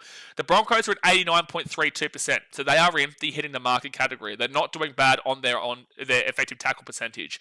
Now, the tackles made is 184 for the Broncos with 13 missed tackles and 9 ineffective. Now, an average amount of missed tackles is 15 to 17, and an average amount of ineffective tackles is 6 to 7. So they are under the missed tackles by about 2 on the lowest of the average of 15 and 17. So 13 missed tackles is very good. But the ineffective tackles is 2 higher than the highest of the averages of 6-7. So the ineffective tackles they're not doing good in, but the missed tackles they're doing very good in. If they could limit a few of those ineffective, they would easily be above the 90%. But 22 bad tackles in the first half of the Broncos is pretty good, right, overall. Now for the Storm, they're at 88.02%, so they're just shaving into that average category. They're hitting the marker. It's about 1.3%. It's actually exactly 1.3% behind where the Broncos are at, but it's still very decent. It's nothing too horrific. It's not great, but it's also not awful. The tackles made is 169 for the Storm, which is 15 less tackles for the Storm against the Broncos. The missed tackles for the Storm is the same at 13, but they've got one more ineffective tackle at 10. So they've had 23 bad tackles, and the Broncos have had 22 bad tackles. It's only separated by the 1 ineffective, but the Storm are 3 ineffective tackles above that highest of the average, whilst the Storm are the exact same at 13, so 2 under the average missed tackles. So overall, 23, 22, in bad tackles, both teams at a very similar rate. And it tells you the drastic difference, right? And it tells you how quickly you can fall off a cliff in percentages and go up above, because it's only 1 ineffective tackle that separates the Storm and missed and ineffective. But it's just that the Storm have also had 15 less tackles made overall. So it does tell you the drastic difference there. Now, negative play. This is the key issue here. This is the reason why the Storm aren't winning this game. Because if they could limit this, they'd probably be winning the game. They've had 8 errors. The Broncos have had 1. 8 errors to 1. 8 errors to 1 is insane. 4 and under is very good. 5-6 is average. 7 and above is awful. The Storm have given away 8. 8 mistakes in this game. That is an insane number. That's going Knights territory. That's going North Queensland Cowboys territory for errors. That's going, the Roosters a lot of the time, actually, for errors. This Storm team today has made a ridiculous amount of errors in this high-intensity game, and that is a big reason they're down in this one right now. And the Broncos at 1, that's fantastic. That's basically perfect. Only 1 error in this game is brilliant. But the issue then comes down to, for them, the penalties conceded. 6-6. That is high. That is just simply a high number. 6 penalties from both teams in this first half with a bin from either side, and the Broncos should have arguably had a bin for Tony Staggs. So that is just poor. That's 12 penalties in the first half. Over a quarter of the first half, we saw a penalty. Over a quarter of the first half. You split into 10, 10, 10, 10. We've seen 12 penalties. That's over a quarter of the first half we saw penalties in this game. And whether that be ill-disciplined or whether that be Grant Atkins, and trust me when I say I'm not defending that bloke, but overall there has been a lot of ill-disciplined, and he's been a muppet, but overall that's not an acceptable number from both those teams of 6 and 6. Now, the ruck infringements is 3-1 against the Storm. The inside 10 metres is 3-1 against the Broncos. On reports, it's 1-0 against the Storm, and the sim bins is 1-1. So overall, when you look at this game, both teams are extremely ill-disciplined. The Storm, though, are making a ridiculous more amount of errors, and they're just making a ridiculous amount of errors in general. The effective tackle percentage is very similar. The offloads is very similar. The play to ball speed is very different in regards to average to getting to extremely slow now at 3.74 for the Broncos. The average set distance is massively an advantage of the Storm at 36.52, 28.52. The line breaks is just an advantage of the Broncos, but it's very similar. The run meters is an advantage of the Storm, but if you equate it, you're probably giving it similar. And the post-contact meters, you might be edging to the Broncos if you equate it, but at the moment it's the Storm. And the completion rate is obviously well an advantage of the Broncos at 95% to 76%. So overall, I don't know how this game goes. Like, I'd probably be leaning towards Brisbane based off of the first half. I'd say that, one, obviously very controversial refereeing decisions as per usual with Brisbane. But also, two, I do think that with ball in hand, they were obviously the much better with the fact that the Storm were making 8 errors in the first half. So I would be more inclined to lean with Broncos to run this one home, but I don't know. I really couldn't tell you. I think that there's a lot of ways this game can play out. Obviously, the Storm did lose Jerome Hughes, probably for the season. That is absolutely detrimental to their year. They've got Tyron Wishart in there. The Broncos have found a way to defend quite well today after giving up a lot of points to teams like the Cowboys and also teams like the Dolphins. They have a lot of points to them, 30 points and 28 points respectively. So they've only kept the Storm here to 4. I don't know how this game goes, but I would be probably more inclined to lean with the Broncos to run this one home, especially considering Melbourne Storm's last week in the second half where they lost 40-0 in the second half. They were up 10-0 in the first half and then lost the second half 40-0 to lose the game 40-10. So that's why you probably lean with the Bronx there. But it's still up in the air. It's only an 8-point game. It's only an 8-point game. If the Broncos, the Storm can remove a few of their errors in their game, then the Storm can still absolutely win this. But it's just, can they overturn the loss of Jerome Hughes? Seb Watson says, these commentators bear massive Broncos dick riders and saying Atkins is having a good game and has control. There's no way the commentary said that. Have they really? There is no way the commentary has said that Grant Atkins has control of this game. That is completely devoid of any reason. That is completely devoid of any knowledge of this game. And it's like people are going to say, oh, well, how are you going to criticize them? They're the official commentators. They say bullshit week in, week out because they're given an agenda. They're given an agenda. We say this all the time. Don't just listen willy-nilly to all these commentators because they are given an agenda. They also can't criticize heavily. They can make an off comment here and there based off of obvious calls. They cannot criticize heavily. But it's like if the commentary's going out of their way to say Grant Atkins has control of this game and he's doing a great job, they clearly do not know what they're watching right now. Because you have seen him not call a bin for Tony Staggs. You have seen an absolutely controversial try for Reece Walsh for the Broncos. And you've seen multiple bins here in this game. You've seen 12 penalties across the game. You cannot tell me in any world that Grant Atkins has control of a game there is 12 penalties in. There is no world. There is absolutely no respect for the referee in that case. There's no respect for discipline in that case. So how on earth are we saying that Grant Atkins has control of the game if he's had to give away 12 penalties overall, sin bin 2 players, and we've also pinpointed 2 specific calls that have been extremely controversial? So I have no idea how the commentary could come onto that wavelength and try and sell that to the audience if they genuinely believe he has control of this game. It makes no sense. Does he pass the Storm playing disgusting? Ew. Zess says, thoughts on Marin and Sim bin? Only just clicked on the streams, I didn't see a reaction.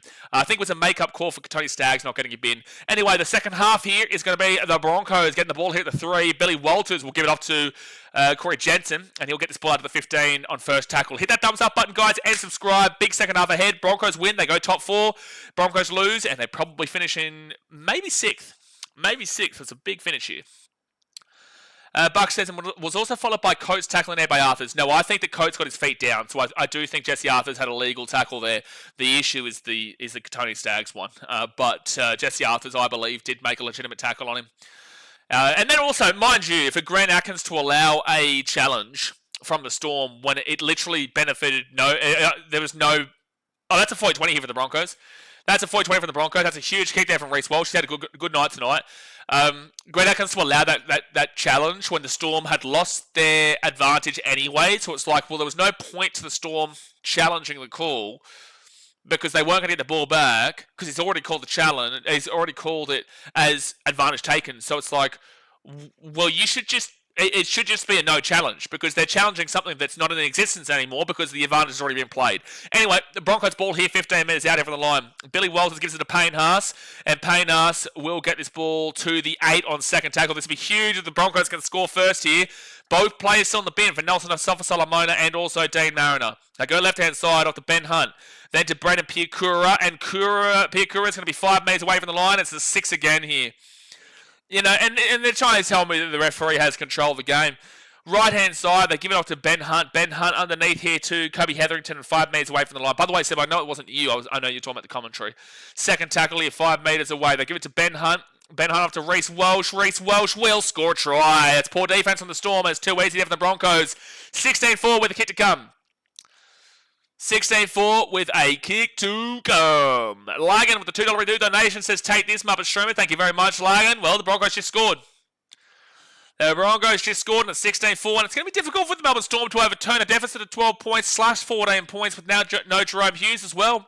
And Reece Walsh will run a kick the 40-20 and then scores the try here. He's been having a good game. Last week, he was extremely 50-50. Last week, he was very hot and he was very cold. This week, he made one mistake before, but outside of that, has been very good in this game. But thank you, Lagan, for the $2 donation. Sean says, Ben, the words hate can be used in many ways, most of it good. What? What's happening?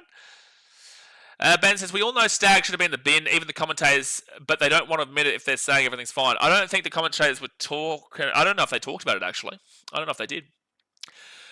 Chris Cannon says, I got the Bronx in this one. They look on tonight. Yeah, stats are close, but just feel Bronx want that 4th, and I think 4 to 6 won't change this week, but 7 and 8 could this weekend. Yeah, 7 and 8 could. I agree with that. Look, I did tip the Bronx at half time.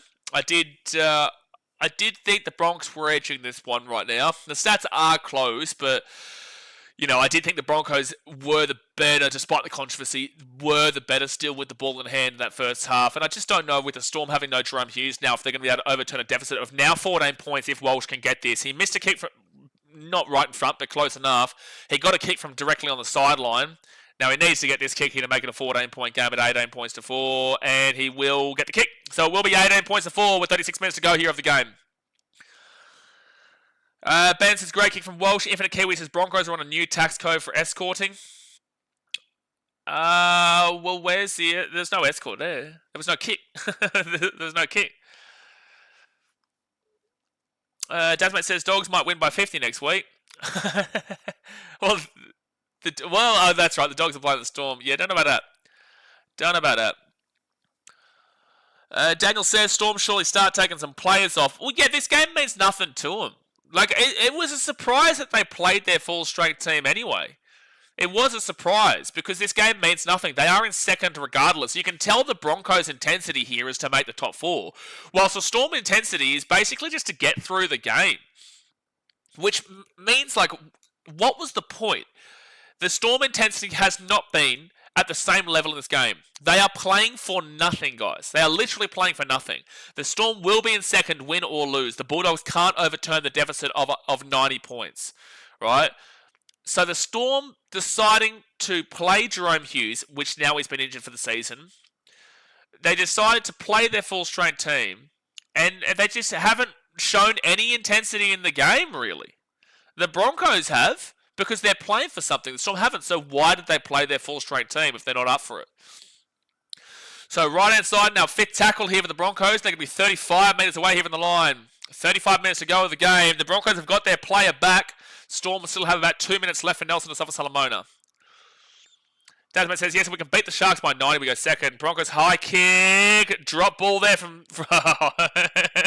and it's another mistake there from the Melbourne Storm. It's actually going to be a penalty to the... it's going to be a penalty to the Storm, actually. Offside against the Broncos. They're very lucky because there's a knock-on from Xavier Coates. Daz, it's actually not 90 anymore. It would be 14 points. I think it was 91, 92 swing, maybe? Or 91 swing.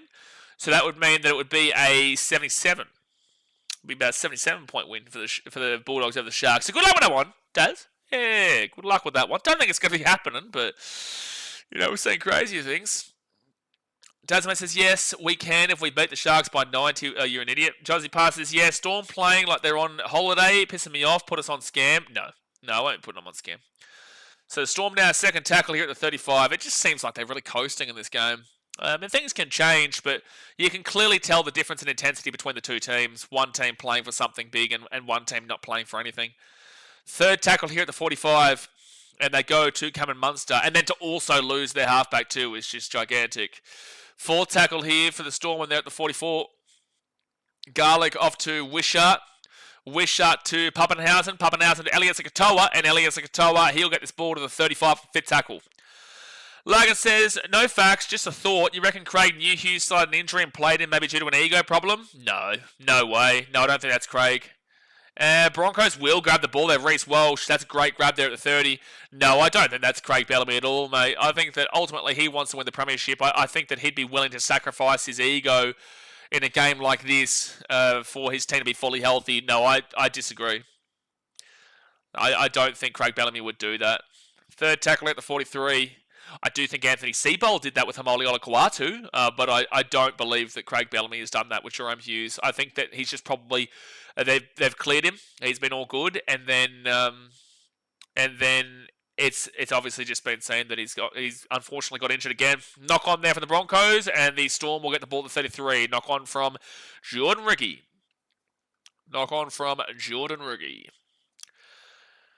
Ibrahim says, just came in, how did Hughes get injured? Broken wrist, unfortunately. Broken wrist. Max Watson said, I think Bellamy just wants cohesion and as many reps as a squad as possible. Absolutely. But he would have been cleared. Like, Jerome Hughes simply would have been cleared. So this is the thing. Sean James says, 52 likes, you wankers. Hit the thumbs up button, guys, or Sean's going to slap you with an uppercut. Oh, well, time was off, Grant Atkins said. Well, what's the point of the buzzer, Grant Atkins? What is the point of the scrum buzzer if you are complaining about the Broncos' head positioning in the scrum, but and there's a knock-on here from the Broncos? Yep, it's going to be Storm ball here at the 30 from a 1-1 strip and then a knock-on. But I've got to ask Grant Atkins, what is the point of the scrum packing buzzer for a penalty if the opposition team is not packing the scrum properly? And then you say, clock's off, but at the end of the day, the buzzer's gone. The Broncos haven't packed the scrum properly. They're the opposition. Why are they not getting penalised for that? Paul, the Storm don't have to bust themselves. Absolutely. And that's why it was weird that they actually played a full-strength team. The Dark Fire says, can Melbourne still win the finals without Hughes? Yes, but it's obviously a lot more tough. Like, you're definitely starting to really lean Raiders' way at the moment, I would say. It does open up a spot for another team in the grand final, though, potentially. Because obviously we would have been expecting the Storm with a full straight team, but obviously they're still now missing Harry Grant through suspension and now Jerome Hughes probably for the season. Is Harry Grant back next week, by the way, guys, or is he week 2 of the finals? Right-hand side, the Nelson of Sulphur Solomona, and he'll get this ball to the 45. Dasmate says, cough Dogs. Well, Dogs still lost to both the Raiders and the Storm. Josh King with a good run now. He'll be 33 metres out for tackle. 31.5 minutes to go of the game. Munster at the 30 gives it to Nelson. And Nelson with a strong run straight at the 22. And you can tell that Ben Talty is going to have to come off for a HIA there. They kick this ball up here for Xavier Coates. Well, there's another play. Coates has been taken out again, mate. Like, it's Tony Staggs. Get him off the field, dude. It's very clear what Staggs is doing here, Atkins. Send him to the bin. It is a deliberate action every single time. Tony Staggs is making an illegal play to deliberately take Xavier Coates off the ball for the kicks. It is an illegal play. It is a professional foul to take Xavier Coates out of the game. I don't understand why Grant Atkins isn't doing anything about this. Like, he's just calling it a penalty. Brenton says that's a bin.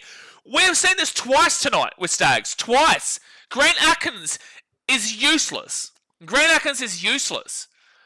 metres out from the line.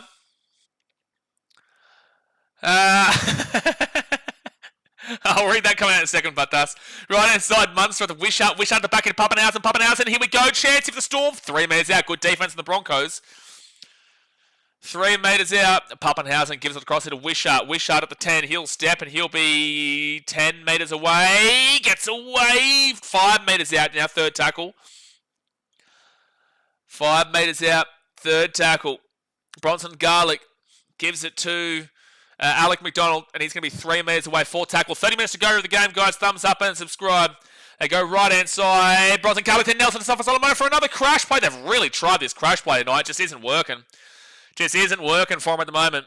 I wonder if there's going to be a fullback in play here because Reese is over there. Munster, it's 6 again here for the Storm. They've called 6 again for the Storm. And that's not going to be, it's going to be a penalty. It's a penalty because there was no advantage taken. So 6 again for the Storm, 10 metres out, penalty. But Task Kitchen says, I was having a nice quiet video binge on YouTube, but with all the shouting going on in the house next door, I had to come on to see which teams were playing. I guess neighbours follow the Bronx. Yeah, probably. Probably, mate. Pretty big game here tonight. Pretty big game. Sean James' next game. I don't care the team. Don't be a prick. Even Kiwi says he stops running. Like, it's incredible that Stags is allowed to stay on the field both times. It's incredible. Tony Parsons, Broncos figured out how to counter coach. Just take him out of play. Yeah, illegally. Yes, the Broncos have figured out how to counter coach. It is illegal. It is a professional foul. So I remember Kipper Cronk did mention the first one was a professional foul. I don't know if he called this one as a professional foul, but both of them are effectively professional fouls because it's deliberate action to take out a try-scoring play. Left-hand side, Nelson to suffer Solomona. Guess what? Another crash play. Second tackle 3 metres away. Second tackle 3 metres away. Nelson's trying to claim, I think, a crusher or a high tackle. I don't know. He's grabbing at his head here. I'm not usually one to believe too much of Nelson. He's quite well known for milking this. He's still down here. Atkins hasn't even stopped the clock. Oh, no, he has stopped the clock now. What do they call here? Crusher, maybe? Oh, maybe. No, they're just going to say play the ball. They have called that as a crusher a lot, though, but I would doubt it.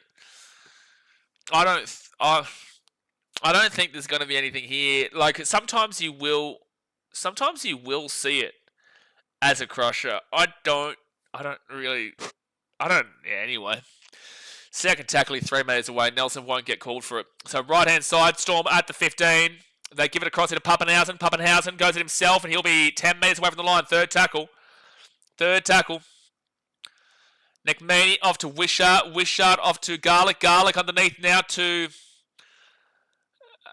Joe Chan. And Joe Chan's going to be 10 metres away. Fourth tackle. They go right-hand side to Tyrone Wishart. Wishart, Elliott to Katoa. And Katoa with a strong run to the 5. Fifth tackle. Nelson big for nothing nowadays. He's definitely fallen off a cliff in a lot of ways. Garlic, Pappenhausen. He flicks it at the back, and that's going to go over the sideline. Broncos defense has been good. The Storm have nothing with no Jerome Hughes and Harry Grant. Like, you can clearly tell these last couple of weeks, without Harry Grant, this team capitulates. They've had no dummy half play from Bronson Garlic tonight. He's been really poor, in my opinion. The Storm have just looked average without Jerome Hughes as well. With no Harry Grant and no Jerome Hughes, this team is just all over the shop attacking-wise. They're all over the shop. They've been very bland. And you've got to remember, this Broncos team, defensively, the last 3 weeks, yeah, they gave only 12 points to the Knights, but still go 28 points to the Dolphins and 30 points to the Cowboys. And yet the Storm have only been able to score 4 tonight. So Cat 2 for Ben Talty, so he's only going to be off for a... he's still going over the sideline here. No, he will be held just short. Third tackle here at the 35. Really strong tackle from Coates, but he couldn't take him over the sideline. Perhaps been error-prone this season. He's been injured for a lot of the year, and then since he's been back, same with Dylan Edwards, to be fair. I don't think that's played at, but it'll be Broncos ball here still.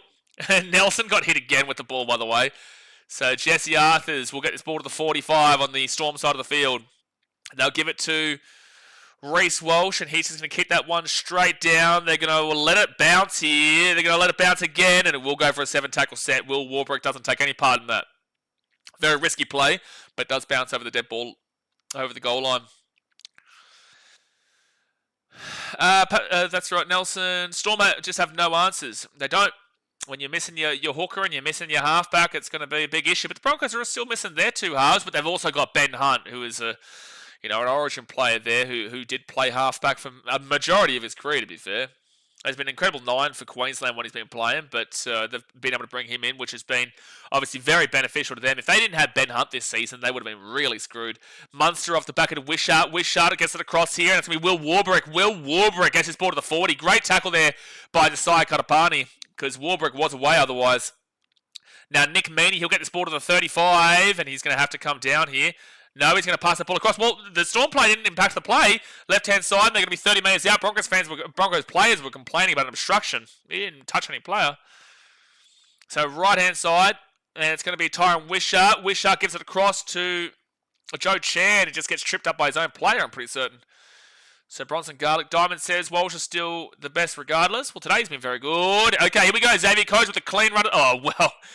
Again, Stags is running in front of the player, dude. Like, Shut the fuck up, commentary. They're doing a masterful job out there. They're using illegal plays, commentary. Voss, get off the Broncos' dick, dude. They're using illegal plays to get Coates off of the ball, dude.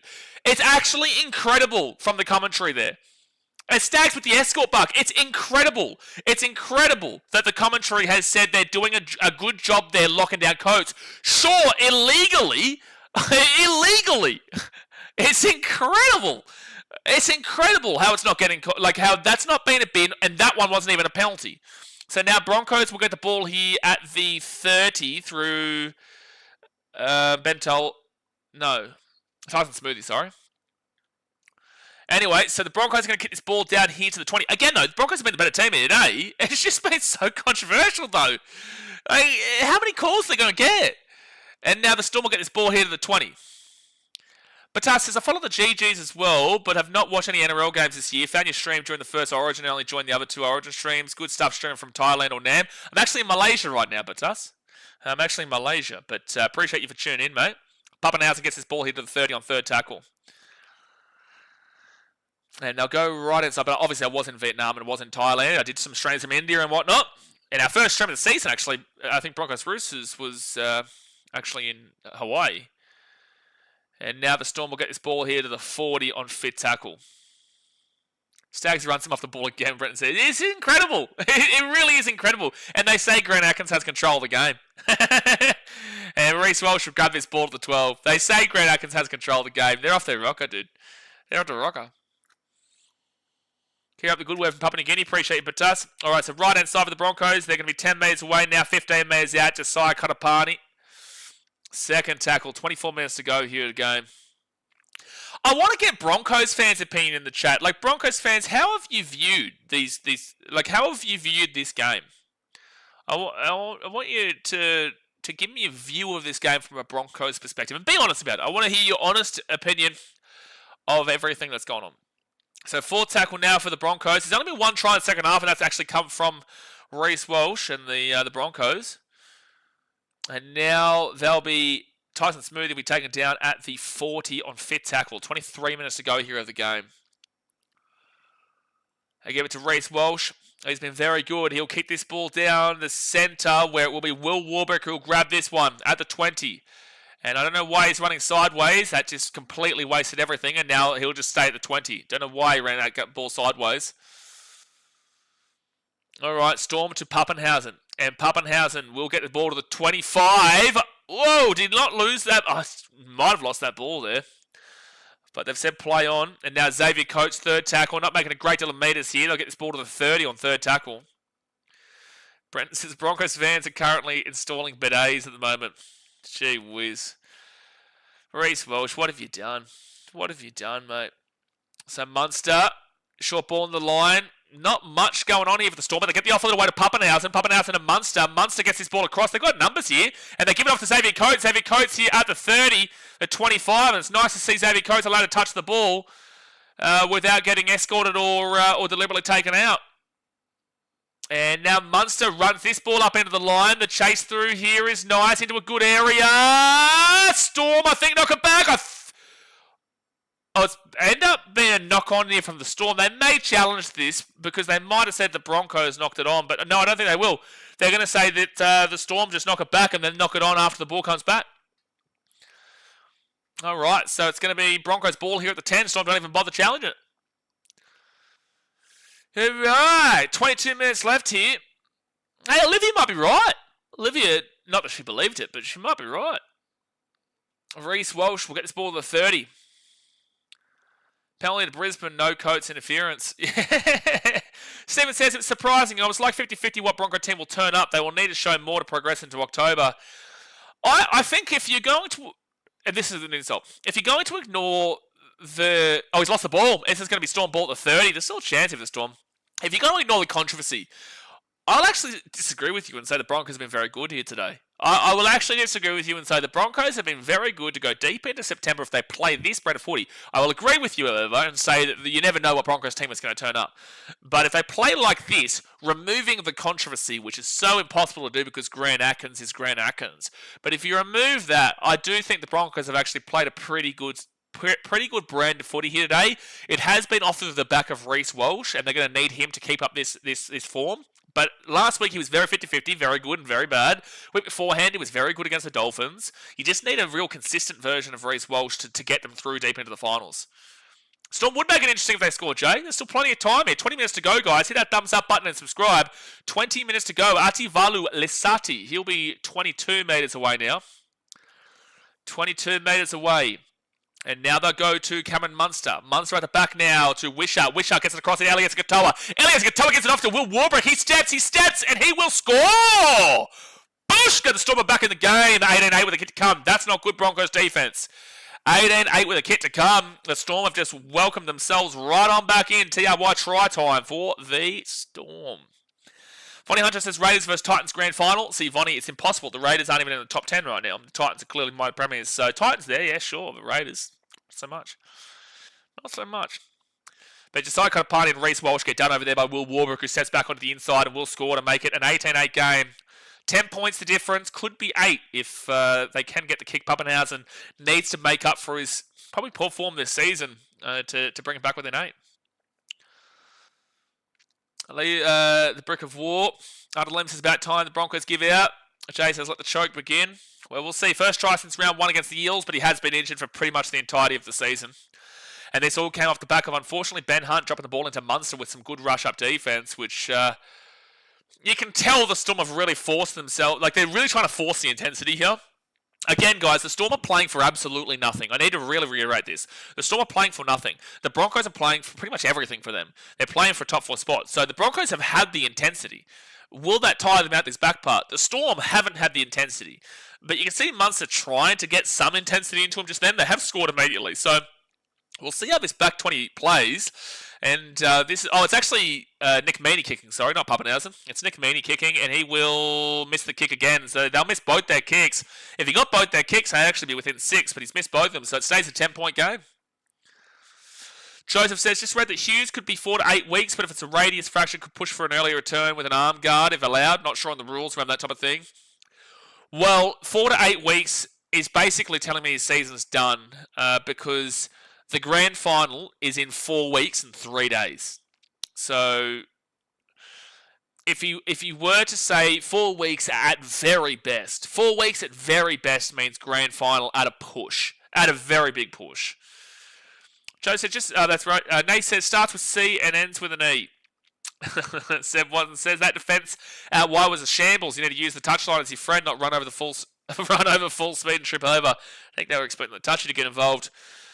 But the Broncos will kick this ball into the corner where the Storm are going to bring this one out for their in goal. Tyron Wishart off to a sideways running Alec McDonald, and then he gets it out to the 13, to the 10, first tackle.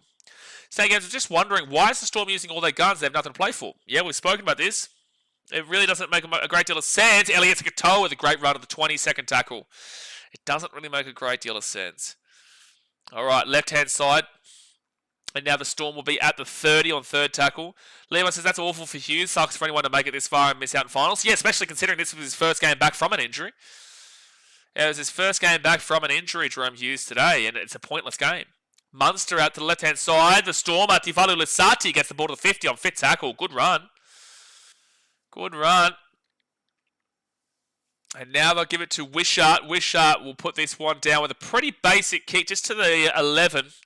And let's see if the Broncos can go on with this, man. Let's see if they can have this consistency just to, limit these errors, not give away any penalties, and just run through their sets. That's kind of all they need to do right now. They don't need to play this expansive football, but we do know the Broncos like to score on every play. But I just hope they know they don't have to score on every play right now. They also got to make the grand final too. It's a big ask, exactly. But Wishart is a good enough player to get them there. Wishart is a good enough player to help alongside Munster. But the biggest loss here today, actually for me, isn't Hughes. The biggest loss here today has actually been Harry Grant, who's been incredible this season. I haven't really rated a great deal of what Bronson Garlick's done. I think Harry Grant is a magician, mate. He's Harry Houdini. He knows what he's doing. He knows how to get the boys going. And I just think they've really lacked that today from the hooker. James' Melbourne scam. That is just absolutely not happening. So Ben Hunt, he will put that ball down to the 5, and it will be grabbed by Will Warbrick. He'll take this out at the 10. Interesting part of the game here. The Broncos really just need to not give away any penalties and not make mistakes. So it's going to be a knock-on for the Storm. So Storm are looking to maybe challenge this. I don't know. Will Warbrick's looking at the touchy here. He's saying, what for? And they're going to challenge this. No one really knows what's happening here. So they're going to challenge this. They're saying it's a knock-on. Oh, no, they're not challenging this. Okay. So they're not challenging. They called, it went up as a challenge, and then the Munster come across and said no challenge. Okay. Snaky Games says, with this injury, who are your favourites to make it deep into the finals? Pierce, you can't say Titans because they're winning. I can say Titans whenever I damn well please. So I'm going to say Titans. But the other two teams that I'd be looking at besides the Titans would be definitely the Raiders. I don't know, man. Sharks have found a bit of form. Look, I just don't know about the Bulldogs, man. I want to see them this week against the Sharks. And it's going to be a high tackle against Grant Anderson, a penalty to the Brisbane Broncos here, 10 metres out. They may go over the 2 here to make it a 12-point game. Reece Walsh is looking for a 2, and they are going to take the 2. So, not the easiest of kicks here for Reece. But regardless, they should get the ball back even if he misses it and it goes over the dead ball line.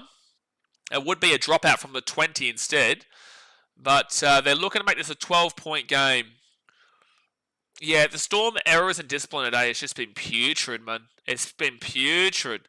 12 errors and 7 penalties is insane numbers. That's Newcastle Knights and Cowboys territory in regards to errors. Titans are just bad, guys. Their errors aren't usually that horrific. The Titans usually are just bad. It's not their errors. But the Knights and the Cowboys, they have a ridiculous amount of errors, which is a big reason.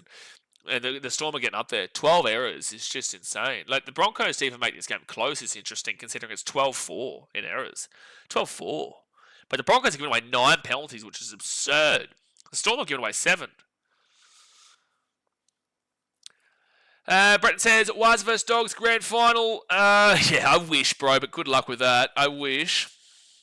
Joseph Plays says, I'm going to say out of Roosters and Panthers, I'd rather play Panthers. Sharks fan. I'm going to completely disagree with you. You would rather play the 4-time premiership, as a Sharks fan, you would rather play the 4-time Premier Panthers full strength, 5 grand finals in a row, than the Roosters who lost to the Eels the other week. Is that who we're talking about? You'd rather play the Panthers who won like 10 games or 9 or 8 games straight this year. Then lost 2 highly competitive games in extra time to both the Raiders and the Storm.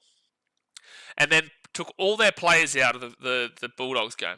You would rather play that Panthers team, the full-strength Panthers team, who's won 4 premierships in a row and been 5 grand finals in a row, than the Roosters, who haven't been in a grand final since 2019 and aren't even guaranteed for the top 8 right now, and also lost to the Eels a couple of weeks back.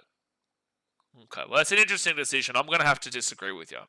But that's your personal opinion. So the Broncos now are going to get this ball here 4 metres away from their own line. Finals week 1 as it stands. Ooh, I'm going to go back and have a look at that. Raiders versus Broncos. Storm versus Bulldogs. Sharks versus the Roosters. And it would be Warriors versus the Panthers as the final game. Chris Cannon says, okay, so Broncos got this one probably. Warriors will be sick. I hope we play the Roosters, not Panthers. See, there's a more realistic comment. I don't know if it's not in the bag yet, man. Like, it's still only 12 points here. I do think the Broncos win this game, and they should, based off of the amount of errors the Storm have had. And the Broncos, it was 6 again. They called 6 again, right on fit tackle. That's bullshit, Grant Atkins, and you know it. First tackle over the Broncos, the 50. Jaden said, I said something similar the other day about how I, as a Sharks fan, would love to verse the Dolphins. Well, that makes sense in finals week 1 instead of the Roosters, but I'd take the Chooks over the Panthers any day, absolutely. The Panthers are a first-round knockout for whoever plays and waiting to happen. Broncos now 3rd tackle here at the 30. 13 and a half minutes to go here the game. As a Warriors fan, we're going out in the first round. Not necessarily. I think if you play the Panthers, sure. If you play the Roosters, I think you got to shout. But if you play the Panthers, I do have the Panthers knocking you out first round. So Paddy Carrigan, if they get a penalty, that'd be massive because then they would take a 14-point lead and that would probably be game here for Brisbane. If they got a try here, even better. All right, left-hand side, Ben Hunt kicks his ball through, and it's a dropout. It is a dropout. Hey, to be fair, if the Broncos going to convert a try here, Olivia's bang on. Olivia's bang on with her 18 points. Chris Cannon says, but if Warriors win tomorrow and Sharks lose, we go 5th and play the Roosters. Yeah, sure. Well, not even necessarily, actually. No, not necessarily. You could come 5th and still play the Panthers. If the Panthers lose to the Dragons and the Roosters beat the Rabbitohs, then the Roosters go to 7th and the Panthers go to 8th. And then the Warriors, if they came 5th, would play 8th. And the Sharks would end up playing the Roosters. That whole 5 through 8 can change this week.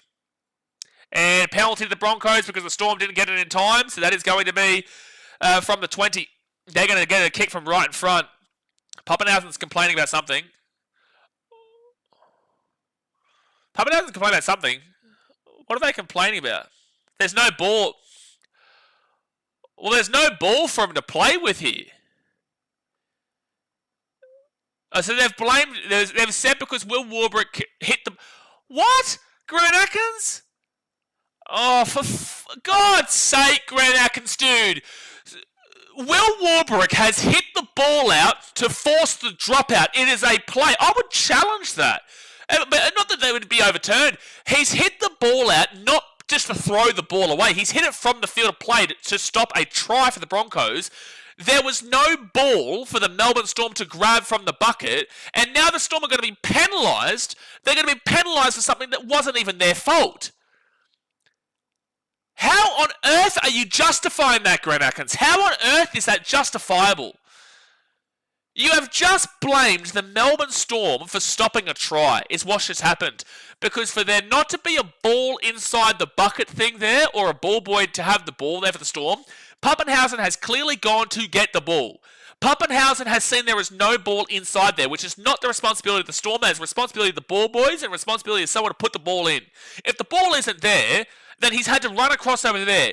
If Will Warbrick has hit that ball deliberately into the crowd, or he's thrown the ball into the crowd, then there is a problem, and that is a penalty surely for the Broncos.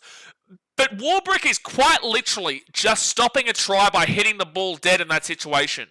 You cannot penalise the Melbourne Storm for that, Grant Atkins. You're off your rocker, dude.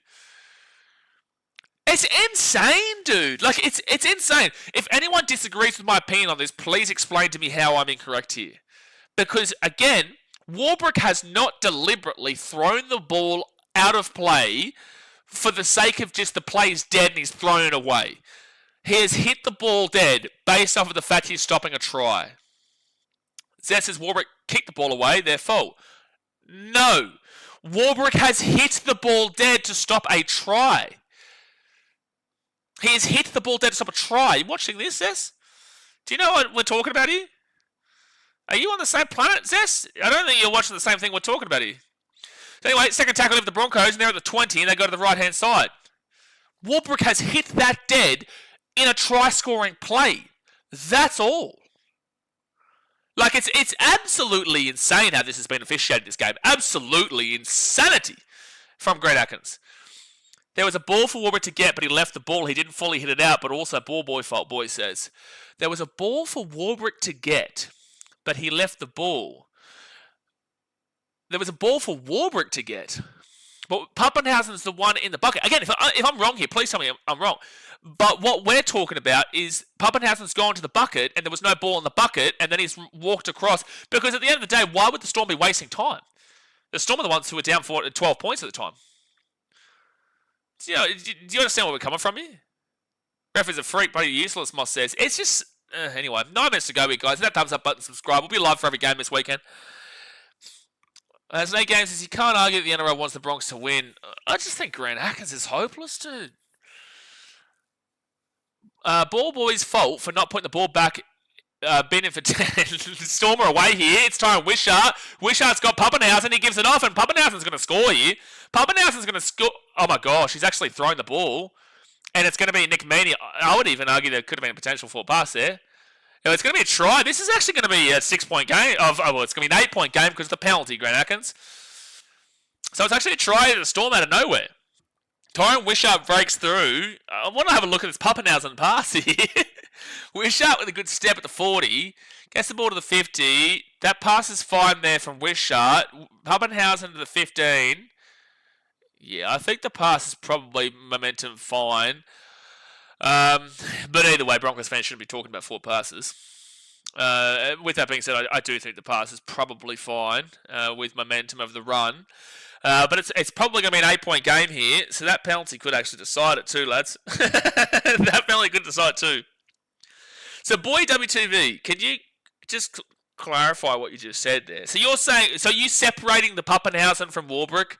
Are you saying, so Pappen, what I'm trying to ask you is, are you referring to a separate, after Warbrick hit the ball out, are you referring that there was a ball for Warbrick afterwards and then he kicked it away again? Or are you confusing Pappenhausen for grabbing the ball in the trying to go for a bucket and saying there was a ball there and he didn't grab it when there wasn't a ball in the bucket?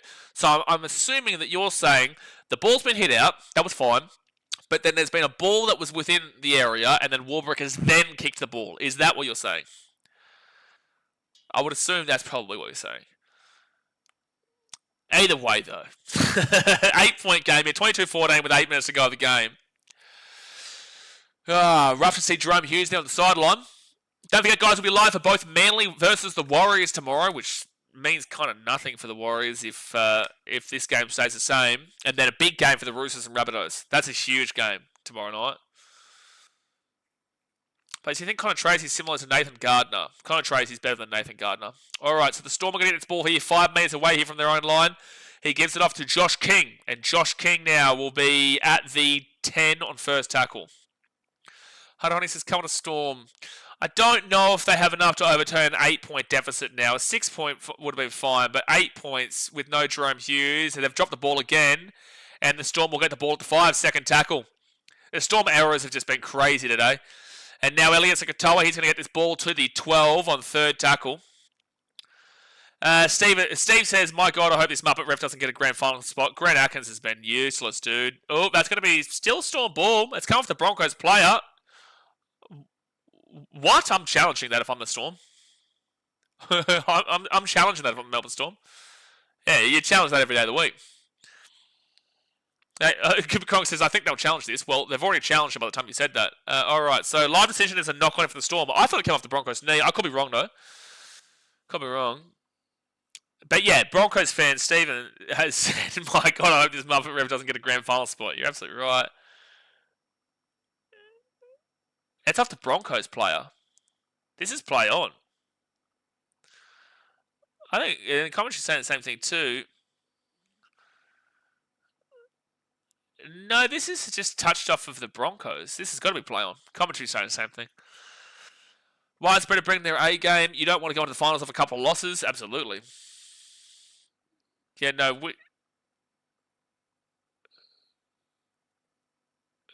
no, I don't.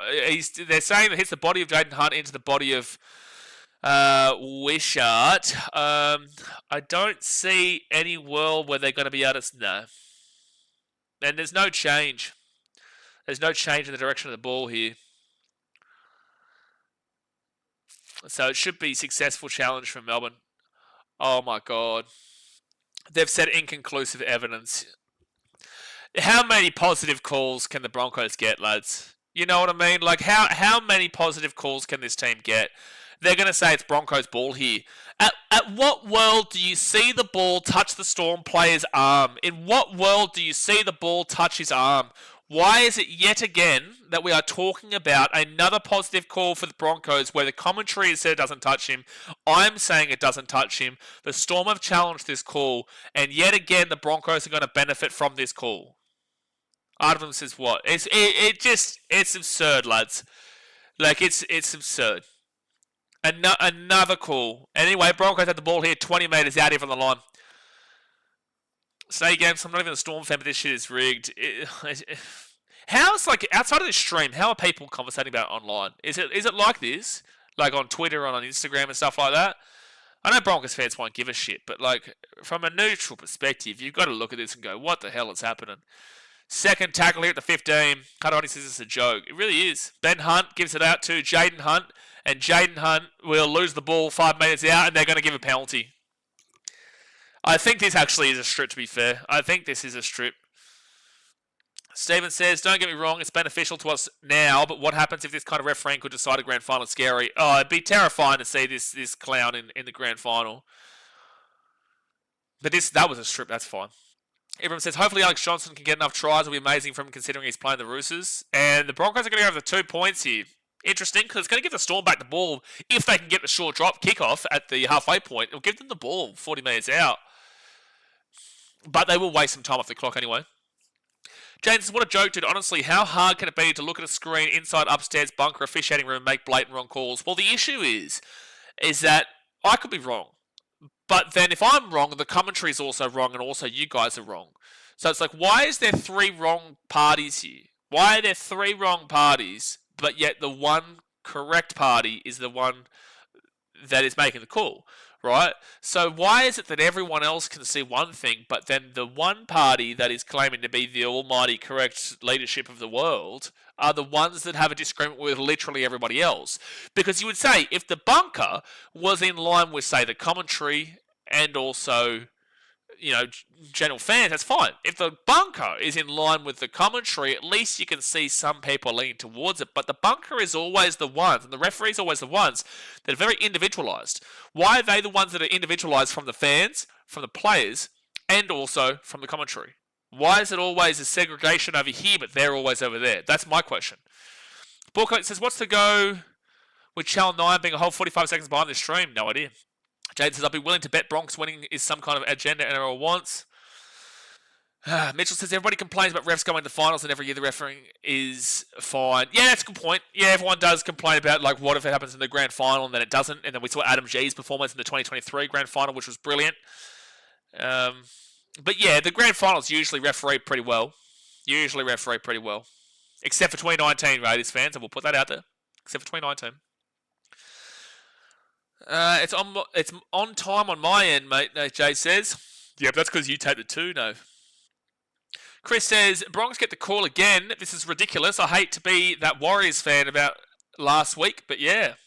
Well, Chris, I'm not going to argue. Rysen says, Adam G, great in the grand final and doesn't get picked again for a big event. Yes, Rysen, but this year he's been pretty poor. Adam G has been pretty poor this year. The Storm didn't even kick a 10. Storm did not even kick a 10 since the penalty of the Broncos at 50. Oh, dude, what a schmozzle. Olivia says 4 minutes to get 4 points. Olivia, I want to ask your opinion. I asked Broncos fans before. We've had a couple of Broncos fans complain about the referee against the Storm. What is your opinion on this game, Olivia? I genuinely want to hear your honest opinion. Right? If you think that everything's been fine, please give us your honest opinion. Or what do you disagree with in this game? And how do you feel you come out of this game? It's a genuine question, not trying to troll you or bring up an argument or anything. I just want to hear what a Broncos fan's perspective is about how you view this game. Second tackle here with the Broncos, and they're going to beat the 25. Adam says, who you got, Broncos or Raiders? I got the Raiders. Second tackle now at the 25. I would have had the Raiders against the Sharks. I would have had the Raiders against the Warriors as well. There's a reason why they're in first position, and they're playing in Canberra as well. And they'll be with a rested 6 again. Grant Atkins gives it wrong. First tackle here with the Broncos. They're 13 minutes out. I'm going to go through the stats after this. But after this game finishes, I'll go through the stats. Oh, geez, that's a big hit. And Broncos will be taking out the 5.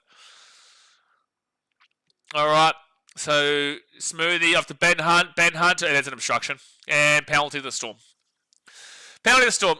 Sean James says, the only reason I go for the Titans is because of you, my third team, of course. This doesn't look good for the Deals. And now Reece Walsh is now running away on the sideline. I don't know why. This doesn't look good for the finals with this game. Where'd the Titans come into this, Sean? Where'd the Titans come into this?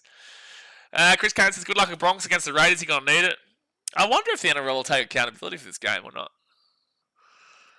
The answer is no. Carrigan very clearly runs right at the chest of Munster, and that is a penalty to the Storm. Well, you have to score on this set here, Melbourne. You have to score on this set, and then you have to score on this set again, basically. So they'll kick this ball to the 40. Really good kick, actually. 10 penalties each. And they tell us in the commentary that Grant Atkins has had control of this game. He's had control of this game. There's been 20 penalties in the game. There has been 20 penalties in the game. Will Warbrick at the 45, at the 50. Now the 45 on the Storm side of the field. First tackle. Oh, Grant Atkins. He'll do me. And now Munster left-hand side. That's a high tackle. Oh. Sharks and Wars watching this last two closely. Yeah, like there's time, but not really. Munster to Garlic. Garlic to Nelson. Nelson across here to Tyron Wishart. Wishart off to Nick Meaney. And Meaney's going to be 33 metres out. Third tackle. That's a score right now. Max wants his bros control the game, that's for sure. That is for sure. Loiero to Munster. Munster off to Joe Chan, who is 22 metres out.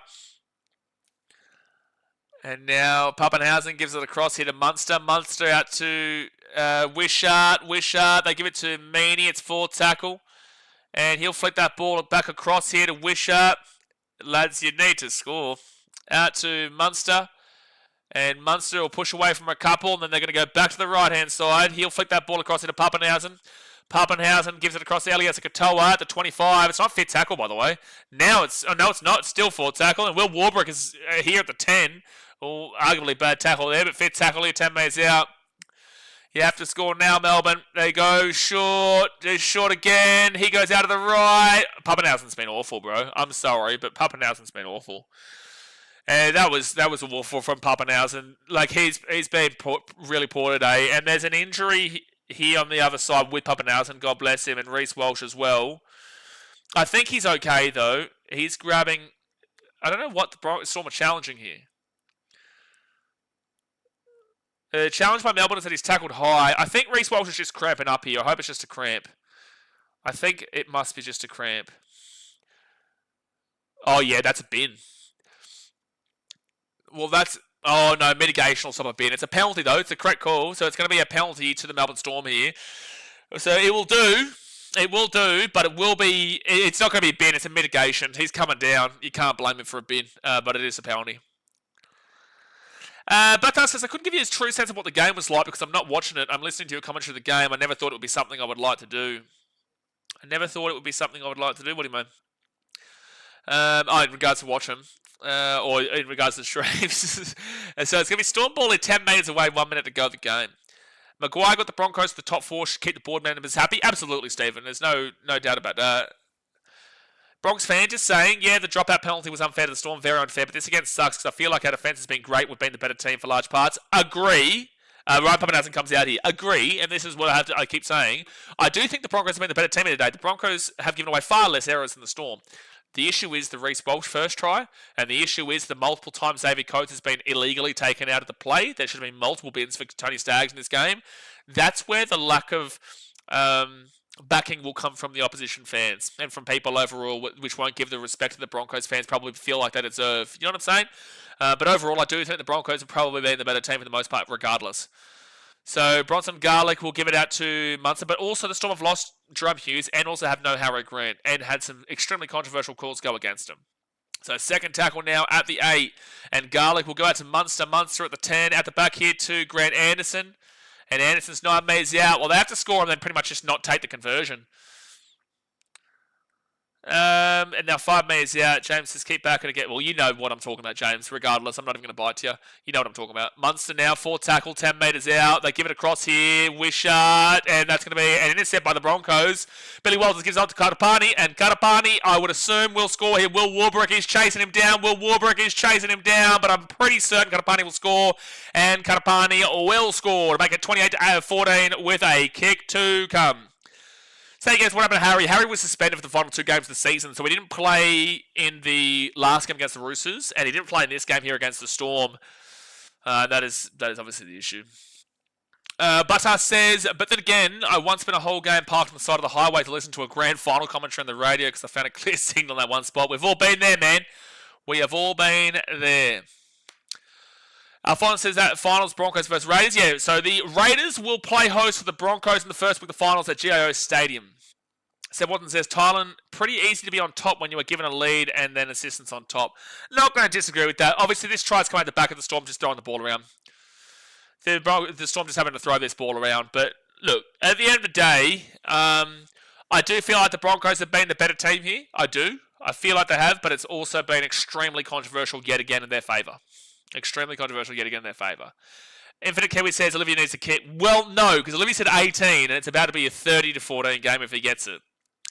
But with that being said, she was back in her team, and of course she was. Tan says, guys, I'm not saying we didn't get the rub of the green. No, I know you're not. I'm not arguing that. I'm not saying we didn't get the rub of the green. I was just impressed with our defence. Yeah, no, I like it. I will say Storm with their attack would be better with Harry Grant and Jerome Hughes.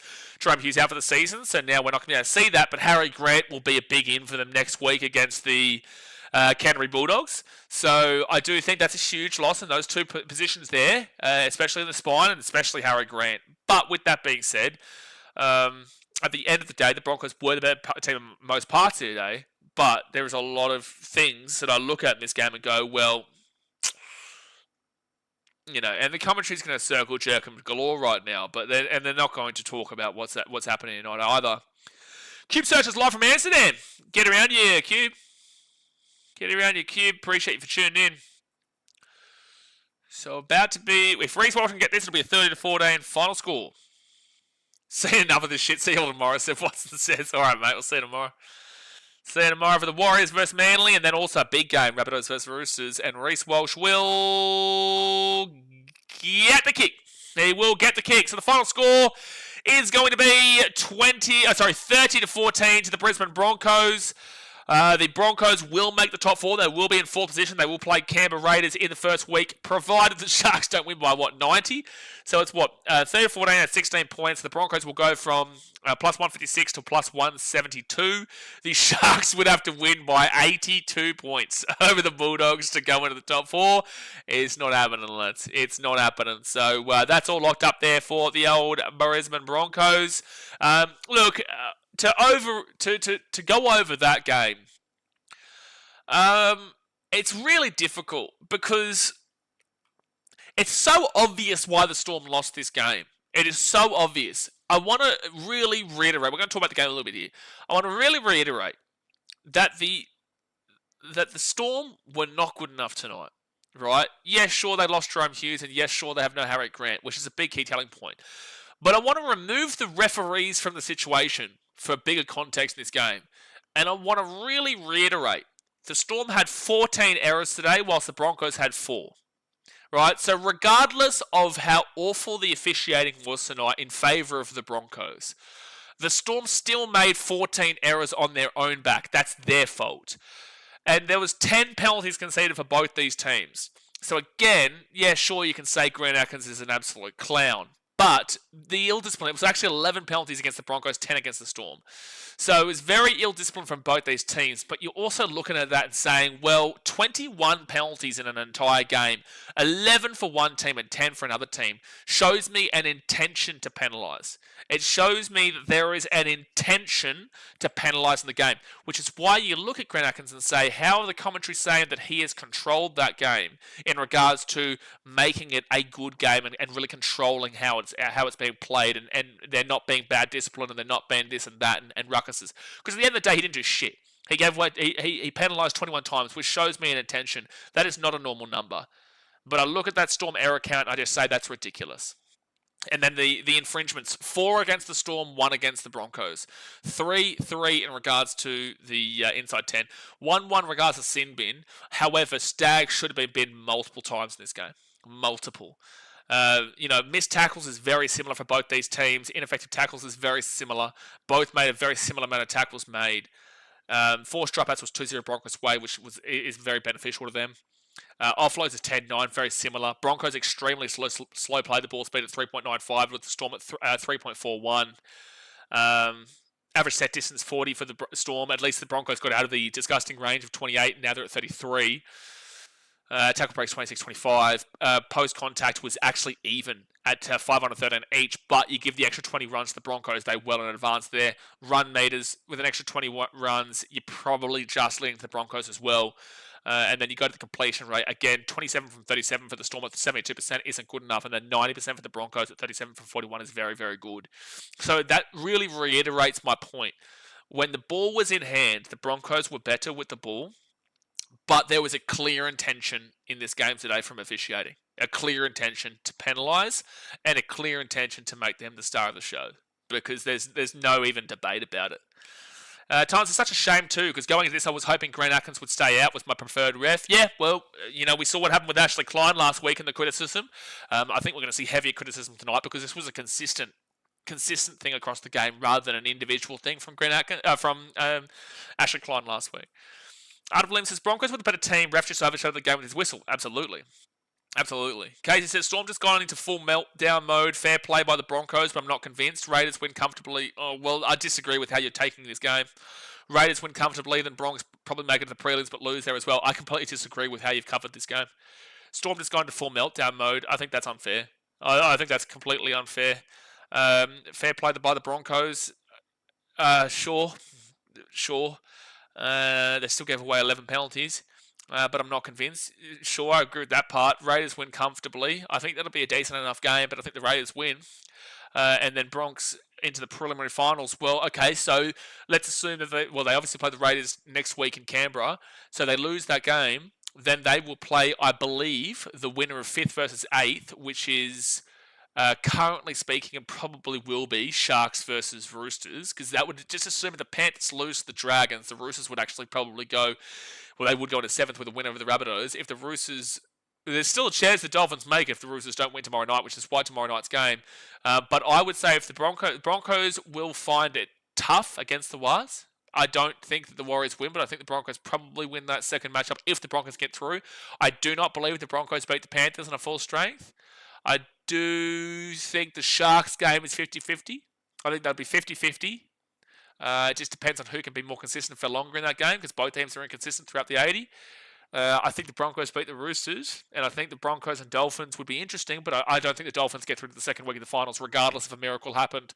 So, I would say that if they were to play in the second week, you would need realistically to be seeing them against the teams like, say, the Dolphins, say the Roosters, and probably more so the Sharks, maybe the Warriors. I don't know, but the point is that no, there's no guarantee for them to make the preliminary finals just yet. Steven says, we haven't played the Raiders since round 2. Should be interesting. Yeah, well, that was the first week after Vegas, because both these teams... No, sorry, the Broncos won in Vegas this year. But round 2, that is a long time between drinks. Oh, I just clicked an ad for Hilton. I want to go back and have a... Oh, for gosh sake, I've clicked another ad. Round 2, so what was the score? It was 32-22 to the Raiders at Canberra as well. Selwyn Cobbo scored a try in that game. Jeez, though. Yeah, Matty Nicholson, a double. Tom Starling, Josh Papali'i, Matty Tomoko, and Sivalia Tamale. Yeah, look, it'd be interesting. Look, I don't think it'll be as high scoring as that, but then again, the Broncos do play high scoring matchups. Tyler says, this final series is seriously exciting. All praying refs stay out. That's the main thing, mate. If the Broncos win, they deserve it. If the Bulldogs win, they deserve it. If the Storm win, they deserve it. The Sharks win, they deserve it. I don't give a shit who wins, they deserve it. Because everyone has made claim to something, but no one has stamped their foot. Maybe you could say the Raiders have stamped their ground, but still they lost the Dragons a few weeks ago. So maybe you could say, yep, they've stamped their ground. But they did lose the Dragons. Overall, the Raiders should be favourites to win the comp from here, especially with no Jerome Hughes for the Storm. But it is very exciting that there are so many options at play here. Shannon says, can't believe Olivia won by 16. You're a winner, sis. Well, she did say 18, so technically she does that one. But I'm not going to make it do that. I'm not going to make it do that. Anyway, guys, I'm going to jump off. We'll see you tomorrow. We've got 2 games tomorrow, which is the Manly Seagulls versus the New Zealand Warriors and the Sydney Roosters versus South Sydney Rabbitohs. Now, the Warriors game doesn't mean jack shit, really, because Manly, they can't make the 8. They just can't. And the Warriors, now they can't make the top 4. Unless they won by 100 and the fact that I have to put an end here is telling. 170 odd. They have to win by about 170 points in the Warriors if they want to make the top 4. So Manly are going to have a pretty off night. You're going to expect a pretty off night from Manly if the Warriors win by 170 points. Welcome back to the points differential conversation here, Warriors fans. So that game doesn't really mean much, but we'll talk and have a watch along regardless. And then that Roosters Rabbitohs game does have a lot to play, because if the Roosters lose, then the Dolphins can still make the finals, and technically Manly could. Well, Manly's top 8 chances are still heavily reliant upon both the Dolphins and Roosters losing, realistically. But look, if the Roosters win tomorrow night, then that means that Sunday's games mean absolutely nothing, unless the Titans beat the Tigers. So you need a couple of results so that those last Sunday games are exciting. But for the time being, Broncos top 4. They win 30-14. Controversial. Better team. Broncos play Raiders next week in Canberra for the first one of the double chances. But all right. Hit that thumbs up button, guys. Subscribe if you're around here. We will see you tomorrow for the rest of the... Well, to continue on with round 27. Thanks for watching. Catch you later. See ya.